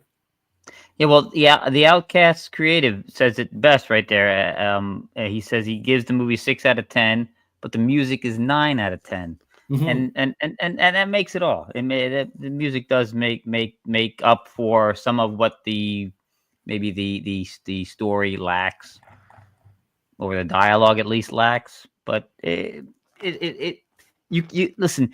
It's not a movie that, at least in my opinion, it's not a movie that you're gonna go, man, I wish I had that 90 minutes back. It was fine. It was enjoyable. It's good. It's fun. Yeah, it's fine. It's cute. And yeah, it's a big music video. If you wanted to watch a big music video, this is what you get. Mhm. And Good-looking Zeus, people well, doing amazing everyone, things. he wasn't a happy bunny. Yes. Or swan. Or swan. Oh, okay, right. Swan. I forgot. Warrior. I still haven't seen Warrior. And we have Bigger. Vim and Bigger. Booger 414 says they showed Kermit riding a bicycle. Wait, what? I had the Why would you weirdest say that? dream last night, Booger. I went and I have these recurring dreams about a town that I used to live in. And I'm always messed up in my geography as to where to go, but I'm always trying to get somewhere else. And I went in, and for some reason, at the tail end of my dream, I'm carrying Kermit the Frog. Like, not as a puppet, but it's like, hey, Scott, let's go over there. It's just, oh, it was wild. Anyway, I got to lay off the drugs. Wow. Well, you saved Kermit's life. I don't think that's No, bad. I was carrying him around. He was like my Jiminy Cricket. And then I went in, and Oh, then, yeah, everyone was like, nice okay. I don't puppet. know And I why. was like, no, Why were it's you actually Kermit. why were you carrying him? Like he couldn't walk? I don't know, man. My Oh, subconscious you is did, all left or, up. or were you just like he was on your shoulders like a kid or whatever? Maybe I was cradling him like hopefulness. Oh, okay. It's a very messy ending. Too much going on. Oh, but my opinion, the ending was the best. This is the best part. I don't know. Maybe it's just me. Maybe it's just me. Well, the I like problem it. is Yeah. you've got to be able to. It's a very exclusionary club because you got to be really, really good on those roller skates to keep up with all that. Yeah. Was there anywhere for the spectators to hang out to watch it, or or here's the novice skater dancers can be over here and Like the Bunny Hill? yes, like the Bunny Hill. Okay. Listening from work now, participation may be limited, and that's okay. We're almost done, really. Yeah, I'm We leaving. finished the movie. Yeah, Scotty's leaving. Leaving. Well, okay, if you're gonna leave, let me know so I can let you out naturally and not like. Well, we might as well do it now because I don't want to drag this out. I don't want people to be like, when's he going? Now we can really talk about him. But what if somebody has a chat for you? But I guess you can go now if you want to. It's your channel. You collect the money anyway. Yeah, that's true. Yeah. What was the budget for this? And do you think Scotty R37 did it make money? It broke even, but I don't remember Yeah. the budget. I think it was 13 million. It was slated to be like a $6 million movie, but when Olivia Newton-John became interested in it, that meant that there was more pressure and they got more investors because they had, it was Olivia Newton-John. And then when they approached Gene Kelly, that obviously raised its sort of profile, and yeah, it didn't go over budget, but they got more money than they thought they were going to get, and they did that. And also Joel Silver, like another big shout out to Joel Silver, one of the powerhouse Hollywood producers of the 80s and 90s, and he was just like, let's make this go. And so yeah, it did bloom into a larger budget, but it's not because they went over budget. It's just that people kept shoveling money upon them. And when it was released, because it was going up against two roller disco movies, they didn't think that this one was going to be, they didn't think it was going to have legs, or at least that's my interpretation. I could be wrong. I often am. And when it was released, they were released in less theaters than they expected. And so a lot more of their success came from, as mentioned, HBO and VHS and the soundtrack. But it never got the theatrical release that they really, really hoped for. So yeah, I would say hey, I saw the variety, not personally, but like in the documentary, like Xanadu was a flop. And it's like, okay, I guess it's Yes, a it flop. was. Budget of 20 million and a grossed worldwide. Outcast Creative says 23 million and IMDb says 22.7. And so, yeah, so Yeah. that is definitely a huge loss. Yeah, well, they So if you usually say want, that. No, go ahead, Scotty. Go ahead. no, after you. Oh, well, they say that if the budget's 20 million, usually the advertising budget's the same as the filming budget, so you've got to make probably at least double to break But even. Yeah. that's no, but that's modern sensibility. You're applying modern sensibility to Okay, I something thought that that was true even back in the day. no, because they had print, they had television, they had Oh, okay, radio, true. which all three of those things are not necessarily the driving force. Like you have to take into account internet and like how do you connect with an audience nowadays? And Yeah, this is also, very true. I really don't give a good goddamn what a movie makes, and if that's your metric for what a successful work of art is, then I wish you would go back to your accounting classes. And also, like it doesn't matter, like the passion that went towards this, the pageantry that went towards this, and the fact that it found an audience, and the people who came together to make this movie were proud of it. And even if that doesn't mean, the guy from the Warriors, or like, I don't care. I don't care if it does. Oh no, Xanadu broke Universal Pictures. Thank heavens we've won, because no one asked for Xanadu. It's like, what are you talking about? No one asked for this. No one asks for anything. It is released upon the public, and hopefully it finds an audience. The superiority of pundits over art is one of the most frustrating things that I have to endure every day I go on the internet. No one wanted this. I Well, really enjoy a lot of the didn't- times. I don't Yes. mind listening to discussions about budgets of movies and things. Yeah, I think it's and frivolous. I think it's really fun to see when something, well, I mean, you don't want to see something fail, but when it does fail, it is interesting to talk about it, and especially if it gets to have a life after death, essentially. You think, oh no, it failed, and this movie was a bomb, nobody liked it, and then it comes out on VHS or streaming or whatever happens, and then it finds its audience, and I think that's a Yeah. fun magical story. And I don't think there's any trouble at all talking about the numbers. Well, I think it is something that hopefully, if it weathers the test of time, and it does find an audience, it is in very good company with things like Blade Runner, The Thing, Escape from New York. Like, there are movies that do absolutely crash, and Starship Troopers. I know I'm just naming action movies because, again, despite talking about Xanadu, I am a heterosexual man. But it's like, it doesn't matter if it crashes and falls away. But if it does find, I don't care how many people, but if you do have an audience that says, you know what, I think it's actually pretty good. Look at The Rocketeer. Like, so many movies have been dismissed as failures, and then 5, 10, 15 years later, it's like, I really like this. And this is one of those movies. This is one of those movies where it's like, Xanadu is a failure and I hate it. Oh yeah, what do you like better? Crush Groove? What do you want? Although Canadian Spider-Man says, hey, accounting classes are the way to go, buddy. Doing them now. Well, I no, I doing know. accounting. That's great, Spidey. That's I good. said this the other night. I have no financial ambitions. I'm just looking. I'm as good as Sonny in the movie. Yeah, you are. Yeah, you are very much like Sunny in the movie. I was thinking that during watching that. No, Oh, that nice. budget includes the P and A. So there you go. That's the facts. And because we yes. were also a little bit country and a little bit disco. Yeah. Okay. Oh, Okay. man. There you go. All right. Well, I was and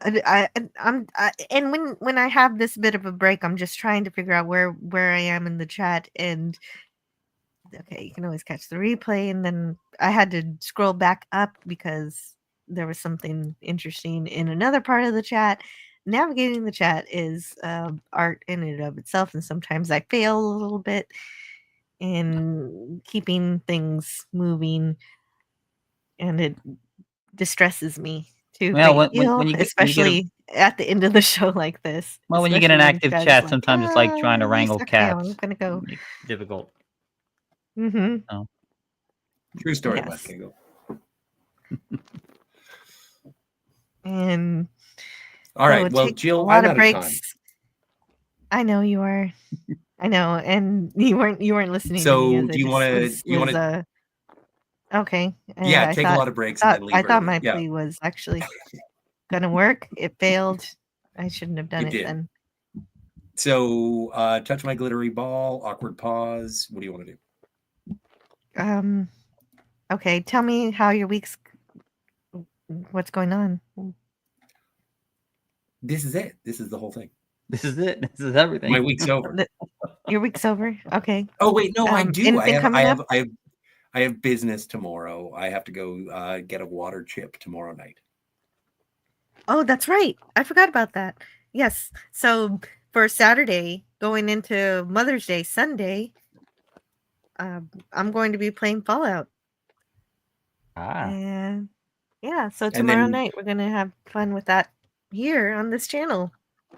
Same And channel, then next different time. week, then next week I'm doing the I think 20th anniversary, maybe 30th anniversary of Crimson Tide over on Cinema Gulp, and finally, the mission that seems to be impossible will be made to come to fruition over on the Phantasmagorium when we talk about Mission Impossible Fallout, heading towards Mission Impossible Final Reckoning. So, Yes, Very it had nice. to be West Haven. postponed. It had to be postponed last night, did. so it's gonna pick up. It's gonna pick up next week. for business and profit, it was totally yes, done for with sure. reason. We had reasons. And West Kago, is there anything you want to share with the everybody? Nope, Before we nope. go? Just I would encourage everybody to support both of our wonderful co-hosts here, Scotty and Jill. They do a fantastic job. Always catch them on whenever you get a chance. And if you don't catch them live, watch them on the replay. Oh, thank you, West Kago. You're wonderful to have, and I'm so Yeah, glad man. you decided to join for this one. Oh, I wouldn't have missed this. I'm telling you, nobody wants to admit it. I will admit it. I enjoy this movie. I like watching it. I like the music. It's not the best. It's not the best written movie, but it's still enjoyable. I love it. Yeah, that's good. You're brave enough to admit that. I'm kidding. Lance from the Outcast Creative says, "Oh, I wish I'd been on this one. Got a real soft spot for this film, as I am both a creative and a true romantic." Yeah, I wish you were here too, Lance. Bless your cotton socks. Yeah. And I mean that in a positive way. And my oven is 240 volts, but we mostly use 220 volts. Oh, wow. Okay. And we read that one earlier. There's a and Scotty R37 can go when he wants. I'm very happy that Can I you're read the here. one But I want to read oh, this which one do you want to read? You want to read this one? The one that's on screen, yeah. Okay, please. Outcast Creative, who you should also subscribe to, says there's a great quote from Gene Kelly about this film. He said, Xanadu was this great idea for a film, and it should have been fantastic. Only it wasn't. Mm. And I disagree with Gene Kelly, and I don't do that very often. I think it was, I think it was a great tribute to choreography, dance, song, and whimsy. And I think that the only reason it all sort of comes together is because of the heart that he made or he presented, especially with the chemistry between himself and Olivia Newton-John. I wish that had happened with the male lead, whose name escapes me. Me too. I'm sorry, man. And but yeah, I like this movie better than Gene Kelly, and that's probably the best compliment that I can. Michael Parks? No, not Michael Parks was in Kill Bill. That is me too. I was just doing a whole live stream about him. But yeah, no, he could have pepped it up a bit, I think. Bang, bang, the Warriors. All right, that's my time. Thank you so much. Don't forget to tip your waitresses. Try the veal. We're here all week. Okay. See you later, Excellent. Scotty. Thanks for joining Bye, our Scotty. our live stream about Oh, Xanadu. now you Okay. can play the clip. Yeah. Oh, you want to play the clip? Okay. Okay. Since you requested it, Wes Cagle, you get it. Thank heavens he's gone.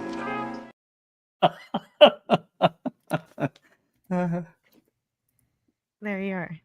Oh God, that is hysterical. I love it. Hey, that's what I'm here for. I hope hopefully it's working out. That Lance from Nowcast Creative says, "Are you saying you're not any good on roller skates, Jill? I've heard you're the skating queen." No, that was my mom. I've been saying this whole live stream. My mom was the skating queen.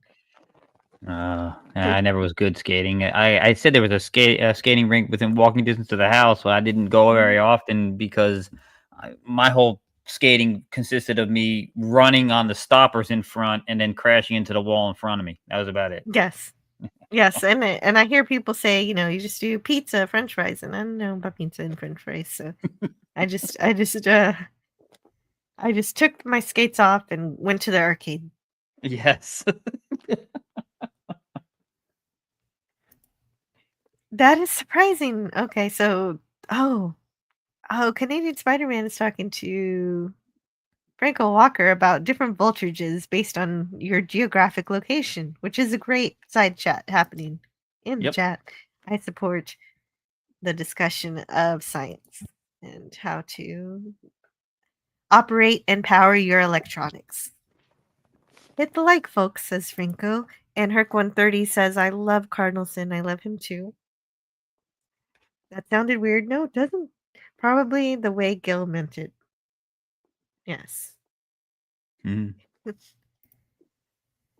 I'm not sure what oh, he said that because the Jill Notes bot promoted the Legacy channel, which you can still listen to Cardinalson if you want to. He's there all the time.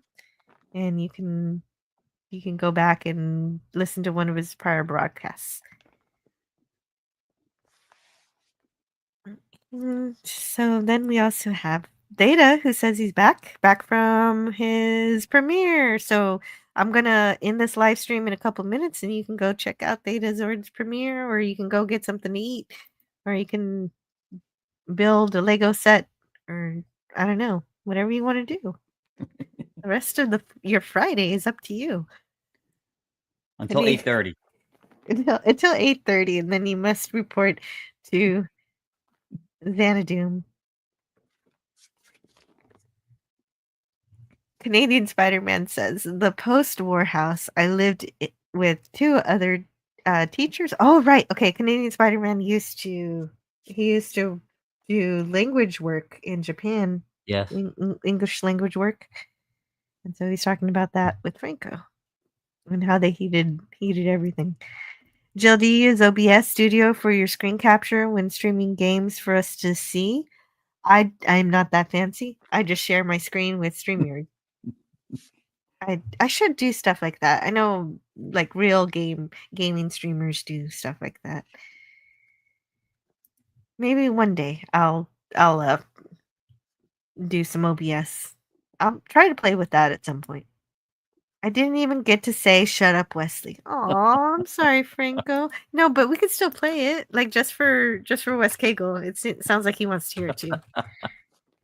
So just for when Scotty was saying there was sex in the animation sequence, we can dial that back. Sir, I know this may finish me as an acting ensign, but Shut up, Wesley. I entertained Wes Cagle, so I think I did the right thing. Take care, Scotty, says Franco, as does Theta. Everybody saying goodbye to Scotty. And to declare your allegiance to our Eldritch God on Friday Night Frolics. Yes, that is a good reason to show up at Friday Night Frolics. But what Scotty finally recognized and understands now about Doomcock is another reason why I really love Friday Night Frolics is because I expand not just my movie list, but also my music list of things that I've never heard of before, or I've watched movies and listened to songs because new things because of Doomcock and his Exactly. fun. He does amazing impressions and lots of cool stuff. So check that Yeah. out. That's one of the things that draws me is I told you, you listen to you go to my car, you turn it on, it's got the 40s channel on there, and he has a fond appreciation of that era of music. So, Mhm. Absolutely. He does. Appreciation, definitely. Of respect. Don't let the screen door hit ya to Scotty R37. And of course, Spidey is kidding. He loves Scotty R37 as we do. And that is all we have for you today. I hope you enjoyed our review of Xanadu. I didn't exactly come up with any kind of exit, so let's see. Let's bring up the movie. Let me play just a little bit of the end and see if that does it for us. And go this way. And let's make it let's just do let's make it small just to confuse the copyright people. There's no Xanadu because there's no Kira. Okay, so then let's go. Oh, there's the in time. Dang. Here we go. yeah, the build up to where she starts singing the title sequence is longer than I remembered. I forgot it goes on for like, I don't know, as long as the song does, if a lot longer. It does. It's forever. Oh wait. Oh my god. This movie is a lot funnier in just random sequences. Oh, and I'm already getting to the country song.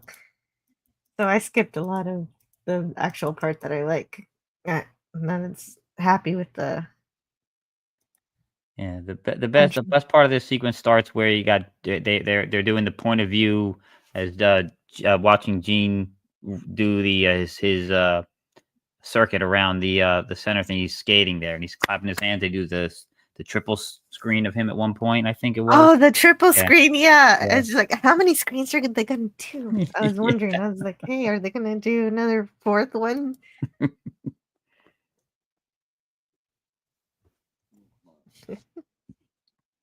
And Data says, awesome stream, Jill. Thank you as always.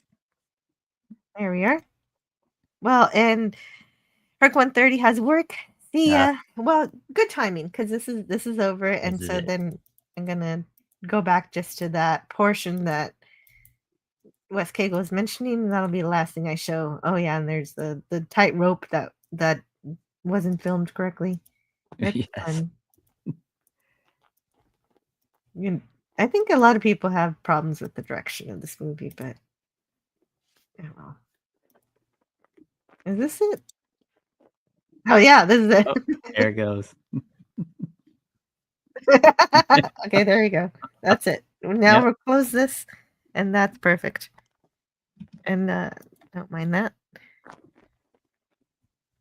And so I'm not expendable, I'm not stupid, and I'm not going, says Larry. Oh, from Blake 7. Yes. And so that's great. We're happy about that. We're happy to have Larry here. And I like the idea of going out and having fun, but the terror of leaving the house takes over. I'm so happy when other people enjoy themselves, says Franco. Hmm. Thank you, chat. Thank you, Jill, Scotty, and Wes Cagle. Don't forget to hit refresh and leave a comment after the stream, as it helps the channel grow. This is true. And I'll see you later, Theta. I hope you have a great rest of your day. He says, awesome stream. Thank you as always. Thank you. All the folks around here are the same. More happy having a kitchen party at a friend's place. Grew up on the East Coast where kitchen parties are the norm. Kitchen parties. I got my friends overnight once a year. We have drinks, play cards, and takeaway. Oh, that sounds nice. Cool. All right. Very nice. And I'll see you guys later. Thank you for hanging out. I am totally late. I will see you all next time. Have a fantastic Friday. I'll see you around the internet. Take care, all.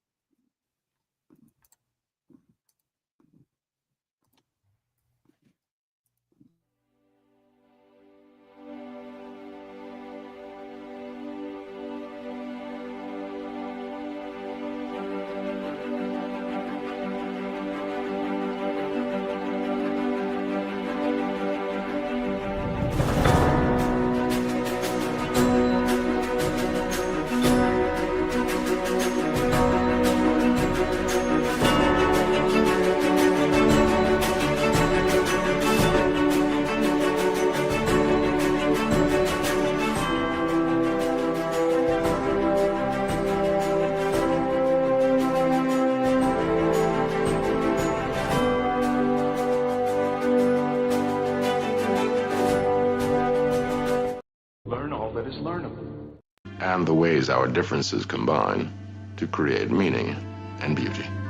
It has always been easier to destroy than to create. May we together become greater than the sum of both of us. Well, now you have something new to think about. Carry on. All right, move along. Done. Stop it. Get off of the things. Go outside. Get some food. It's like, you know, it's a time of day where you live. Go do something. Shut up, Snoopy. I don't care. You smoke too much. Let's go. Let's go adventure. Let's go explore.